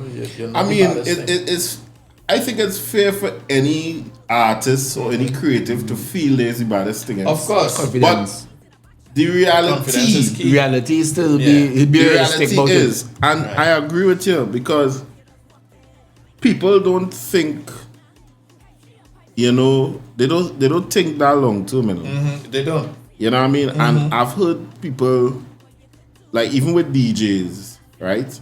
And they would say that, you know, how come this one getting only gigs but he's shit, and but that person might be marketing themselves more. Way better than you. Every time they get a vibe on a boat cruise or a party, they posting it up, they're doing the necessity that they have to do to get out there. So you in a corner, right? You might be a better DJ, but you sitting home watching what going on and curling with yourself and curling with the world and vex, but you not doing those things. And it can be because you're thinking you better. You can be better, you know, but instead of going to do the work, instead of... First of all, this is why I learned, and I learned this recently. Stop watching what people doing. Definitely. You know, because you might see artists out there looking busy. Definitely. You might see artists out there looking busy and whatnot, but I know for a fact, because I cool with real promoters and DJs. You seen certain artists, but I know for a fact they ain't get paid to be on that show. Some artists negotiating for weekend passes. Some artists negotiating dog change to sing on certain shows just to be a part of it. You know, I know for a fact we ain't doing that. Wherever you see me and Ray, we getting booked. We getting booked. We have amazing relationships, and yeah, there's we actually add value. You know, but yeah, when you seeing people all over the place, it's not necessarily that they're getting paid and they booked artists. They begging, they crying when the promoter tell them no. They begging, the tears. It's crazy, you know. No, everybody have a right to fight for their art to be seen, right? But I don't think people understand how much they turn people off when they behave a certain way. Too thirst. Yeah, you can't move too thirsty out here, because you're setting a bad precedent that could affect your fellow artists as well too when you move a certain way. But at the end of the day, people selfish at the core, bro. So people will do what they need to do to get where they need to go. But what do you think about, and I know I don't want to go too much down this road because I know we go sit down here for the next hour. Yeah. But I always like to look at things on the flip side. Whereas we understand that you're setting a precedent, you know, you're dropping your price to a certain thing or whatever the case is, right? But then you have the artists who telling you, yeah, but I have my family to feed. If the only way for me to get an opportunity or get 5 gigs tonight is to charge 500, what do you want me to do? But they don't understand in the long term. You see, that is short term. You're hurting the thing. So that weekend you get 5 gigs, right? You ain't make $5,000 yet, right? You make $3,000, and then what happens in the future? So the next season now, you write a bigger song, and it's that same $500 man Yeah. Because definitely. they go tell you, so happen because you feel this thing, you know. So that is why it's important for me to understand. Yes, I don't have no problem with a man saying, well, hey, me and you have a relationship, so I'm charging you this, but I'm charging you this. No, my real price is this. Have a better conversation. Don't put yourself out there as free to do anything for anything. Nah. Yeah. Nah. And some artists is by any means necessary. They trying to just get in the door. And that the hustlers. Yeah. That the hustlers. That type of thing don't last long. You think the music industry will ever get saturated? Too many artists, too many music, too many producers, things just... It's always have a lot of artists and producers, but you see the thing is now everybody's make it to the forefront. You know. But we see this again more and more every day, or it's staying stagnant? What do you think? You think that more people wanting to be singers at the moment, more people want to be producers, more people getting into music, or is something? Because it's easily attainable now. So it's social media. Yeah. You got those in the US, you could buy a whole studio thing, the apps, everything. The best investment I ever make in my career as a creative was vocal training and buying equipment. Like two best things I've ever done to invest in me as a creative. My equipment paid for itself 100 times over, you know, because through having that equipment, I've sold thousands of songs, you know, and so that money paid over and over. Yeah. And He changed for one song and went on vacation. And that the thing, because even when we started this podcast, I would always tell him, I say, bro, if it's one thing we gotta be in this game is audio, video properly. We might not have 15 cameras, but we must, because it has some brothers out there. Yeah. Or they shoot with phone, audio terrible. Nah, we had to have a standard. You know what I mean? Yeah. Quality is key, bro. Yeah. The quality and consistency is the two main things you have to focus on. Correct. Quality and consistency. You have to be consistent, and you have to make sure your quality is of a certain standard. That you can't compromise that at all for nothing. You know? Definitely. But yeah, but management is not an easy thing, bro. Management is everybody have, if you ask 10 different people now, what is the main things for an artist manager, everybody will tell you something else, you know. But the main things for an artist manager is to manage the artist, yes, and you're overseeing the career of the artist. You are also managing the artist's expectations, you know, because if you don't manage their expectations, they will bite off way more than they could chew. You have to keep it real with them. You have to keep it real for them. You want to do this, you want to shoot for that star, but you, under your experiences, know that, okay, that star is very unlikely for you to reach there. Let me adjust your aim just a little more realistic than that. You'll still be somewhere that you'll be happy with. You know? But you had to keep it real with them. I told my artist from the jump. By the way, my artist is Ray, R-A-E, Ray. They call her the sweetheart of soca. But I told Ray, I told Ray from the very jump, I will never gas you up. I'm not gassing you up for nothing, right? If anybody else in the world could gas you up, I'll always tell you the truth, right? Fair enough. Yeah, because at the end of the day, everybody want to feel like they're friends with the artist, so they're not going to always tell you the truth. You know, everybody will give you praises, even when you don't deserve the praises. Everybody will tell you, yeah, you do real good, thing. I'll tell you the truth. And if I don't feel like you can take the truth now, I will hold it and I'll tell you it at a different time. You know? But because you had to watch your delivery too, and I've not always been great at my deliveries all the time. you know. But I mean, they should understand that they're coming from a place that doing well, because I mean, I don't had my experiences where I tell an artist, yo, you just do a certain thing on stage and you maybe need to do it different. They're like, nah, let me do that. And I'm like, cool. You know what I mean? But I'm telling you from a place of I am going in the corner, I'm actually looking at you. And it's looking weird, bro. But at the end of the day, if you want to can't do hear that, that all the time. nah. Because they think they know more than you about that.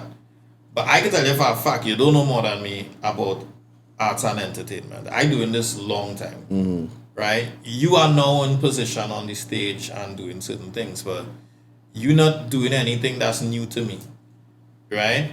I'm fully well and understanding of what is needed and what is required and whatnot.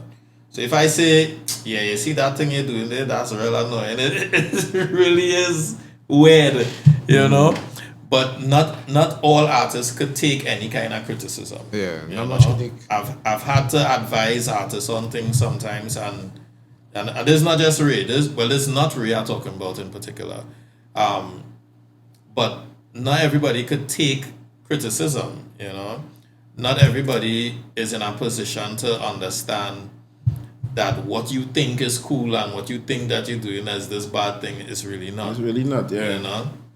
And because one of the things I used to do with my artists is I would set up music in front and let them come and practice. Right. You know what I mean? So I feel like I could give that advice. I could tell you, yo, you see that? I feel you need to do that this way, or you know what I mean? Because I am looking at you. Yeah. You know what I mean? But fair enough. Yeah. You know It is what what it is. It is what it is. At the end of the day, it's all opinions, right? Yeah. So there's a lot of opinions, but you have to be able to decipher and discern what is our opinion to take on and what isn't. Fair enough. Right? I am not going to sit here and pretend to know everything about everything. Yeah. But at the end of the day, what people pay me for is my opinion and my taste. When you really break down what a songwriter is, right?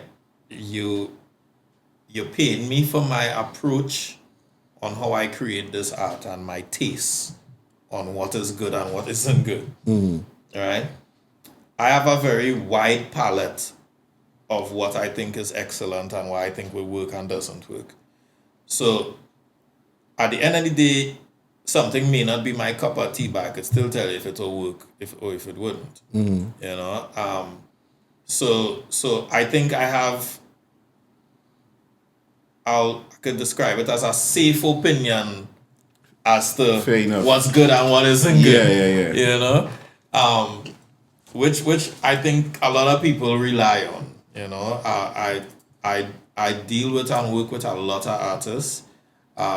I consult with a lot of artists aside from managing Ray exclusively. But I just don't want to manage anybody else because it's a lot of time consuming. It's really, really time consuming. So that is not something I'm willing to give so much of myself for. You know, Ray is the artist that I could take my time with and develop and work with. That is my business partner and my investment. So I could give my time like that there. Everybody else, you might get a consultation ever so often. Yeah. And you'll get me to write a song for you. I write for everybody, but I can't manage everybody. Yeah, definitely. You know? But I think a lot of people lack good management, but I will also say not every artist needs a manager at the beginning of it, you know. Sometimes you get a manager when there's something to manage, you know. But a lot of artists, what they're looking for is really just somebody to promote.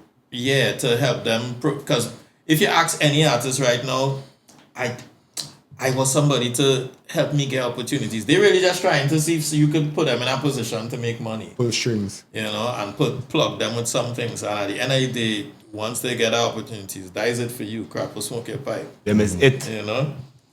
Well, Capro really smoking them pipe because the plugs will always be mine. Yeah, of course. You know what I mean? So of course, and you burn the wrong bridges with the wrong people, that is gonna come back to haunt you in some way. And if you can't swim, then you can't swim, dog.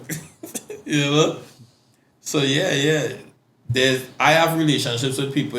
If you wrong me, if you operate with me a certain way, and then people find out that's what you did, they're not going to continue to keep that door open for you. You know, you might think it would, but they're not going to. And I don't have to ask nobody to hold no grudges for me, you know, but people understand what it is. Yeah. You know, but artist management, bro, is not for every and everybody. Yeah. You know? It is what it is. Do you know of any artists who possibly do their own production and their own writing and their own, like, everything? Artist-wise, locally? Locally.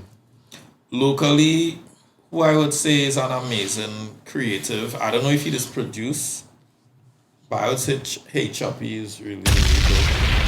Choppy is one of those. Not that he wouldn't work on other people's stuff too, but to me, Choppy's are real creative. You know, Azaria he's a one-man band kind of guy too. Yeah, amazing producer. Amazing producer. What's Azaria name before? Flippo was his name before. Correct. But he's a super talented person, you know. Amazing writer, amazing vocalist, great producer, engineer, all of that, you know, one-man band. I can't think of anybody else off the top of my head, but it exists. But they exist, they exist. Super creatives. You know, a lot of artists I know right now, there's amazing songwriters. You know. But yeah, bro, like I will never take away, you know, anybody's credit, you know. Some people, there's amazing managers, I think, doing an amazing job. Optimus Pro, I think, is doing an amazing job with Young Brother, and Anson Softroll is doing an amazing job with Nyla. I don't know anybody else who build an artist from scratch, you know. Darryl Gervais doing an amazing job with Ray. Big up Darryl, you know what I mean? I heard Darryl doing good job. Darryl. Are you going from Southern? Yeah. I'm from Palo Seco. Yeah. But but bro. This is a real interesting game, man. What advice you would give to someone who now getting into music, or anybody and you listening? I would say network as much as you can. Do not use people, but network with people and build relationships. Proper relationships. Yeah. Because people know when you set out to use them. People know when you're coming off of that gimme vibes. You know, and you will quicker get yourself blacklisted that way. So build real authentic relationships. And people will gravitate to you, you know. And next thing I will tell people is widen your palette as much as you can, broaden your palette as much as you can, your taste, you know, learn as much as you can, listen to as much things as you can, because you're teaching yourself what is good. Compare yourself. If you have to compare yourself, measure it next to what you think is great, right? And if you realistically cannot measure up what your product is next to something you think is great, then something's wrong with your product, and you need to keep going back to the drawing board and figure out what that is. Because I've seen people so delusional, they think they have the baddest thing in the world, but the mix is crap, the beat is crap, you know, but that exists in this world too. Delusion is a real thing. Delusion is a real thing, bro. Like, that shit will rip your skull, you know. But you have to really be in a kind of unbiased position now to, okay, I wrote a song today, let me play this next to who do I think is the best out of the best right now? Let me pull some Kes records, let me pull some Marshall records, let me pull some Patrice, let me pull something from Voice and see, does this what I did today, can this stand up next to any of these records? Because this is the best of the best right now that the genre has to offer. And if realistically you could be honest with yourself and it's not standing up next to any of those things, then go back to the drawing board. Simple. Go back to the drawing board. But you really have to have an unbiased stance. Open-minded. People need to realize too that when you go back to the drawing board, remember you're going back with a experience. You're not going back from at where a you loss. started. Yeah, so you're not going back to super zero. Yeah. You know what I mean? You're taking what You're little back with a mistakes you lesson. made. Yeah. And then you're going back to, okay, let me start over, but I know, you know what I mean? Because even with this podcast, even with the equipment, every day I learn something. Oh, shit, I didn't know I could do this. Okay, all right. Put the mic this way, camera, whatever. Everything is, so when you think, okay, I didn't know I could do that all the time. So now you're starting back zero now with a different approach, but the experience of the mistakes you made before. So it's not a takeaway. But Yeah, bro. So the badness is good. you know, some humans, if we're not winning now, we ain't winning at all. And that's our next thing, and that's part of the delusion too. Some people are just so egotistical that they cannot take any form of correction. They if it's not their way right now, then they don't want it. I see, that's a sad thing. TTPS join the live, all right? The feds is watching. Big up for them. Yeah, for real. Big up for you. DD, everybody coming through, passing through, you know what I mean? Man. You know what I mean? Yeah, the feds is watching, you know what I mean? ICE is watching. Right. Yeah, so, you know what I mean? Well, Darryl boy, we had to do this again, you know, because we must. it has some topics that Things to talk about. Yeah, it has some things that down for it, G. it has some things that I mean we can even do it on the live too, you know what I mean? But the internet's special like that.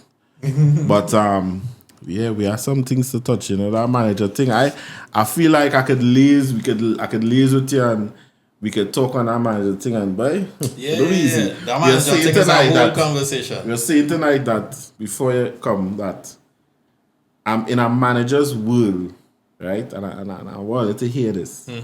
When everything going right for the artist is the artist's fault. When everything going wrong is the manager's fault. You understand? And you say something tonight that the lady I told you that who was managing Chris Brown had said. She said, and you say the same thing that it is as a thankless job. It is. You don't ever get thanks for things going great. But when things going bad, just get all the thanks. Yeah. You know what I mean? And I felt like for me, in my little experience, I feel like when things wasn't going the way they wanted it to, they was like, yo, what going on? I tell you, do things this way, and then we do. But you choose to do things that way still. But I can't. The most I could do is advise you. And remember, I work for you. Yeah. You don't work for me. You understand? And I guess sometimes because I've noticed, you know, in certain circles, it seems as if the manager in charge. Like if it's the other way around. And sometimes I understand why. Because if you leave the artist and them to do what they want and you don't have that authority over them, you feel like things could go crazy, you know? So, and that's why I always say there's different types of managers, right? There's different types of managers. There's the managers who might be investing in the artist financially, and there's managers who don't do that. Yeah. In my situation, I'm not obligated to invest my financial resources no into manager. my artists, right? But I still do it depending on what the project is, you know, and what the vision is. There's managers who really just handle bookings, but that's not really a manager. No, that's a booking agent. Booking agent. Because booking agents, they take money for the bookings. Right. And a lot of there's some managers that unless you're something that already generates some kind of income or popularity, they don't know what to do with you. Yeah. You understand? They only know how to, they don't know how to build anything. It has some dudes, as you see popping out Carnival time, you know? Yeah. Yeah. Cause they're not real managers. You understand? If I never see you work with an artist from scratch till when they become something, don't tell me anything about an artist and bossing an artist and this and that, because you don't know what you're talking about. You know, you only know how to jump towards the next hot thing. Correct. You know, and you really have to be careful with that. Your job is to protect your artist too, and sometimes who you have to protect your artist from is the self. Because if you leave them to operate how they want to operate, the ship will sink a long time, dog.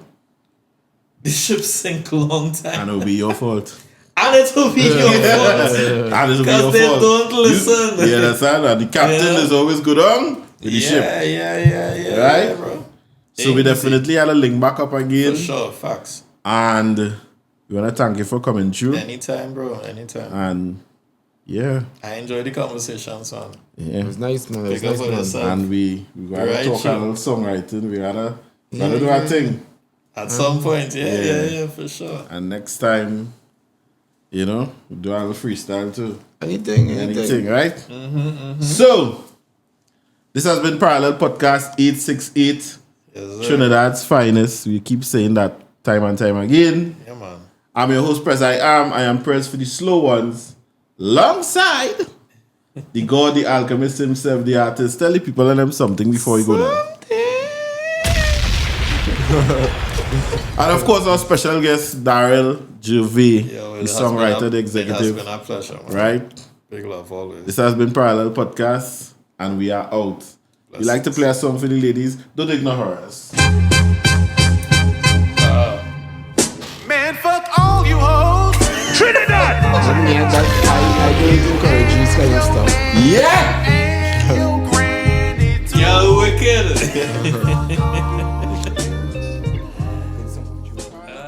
868, and we are out. Right?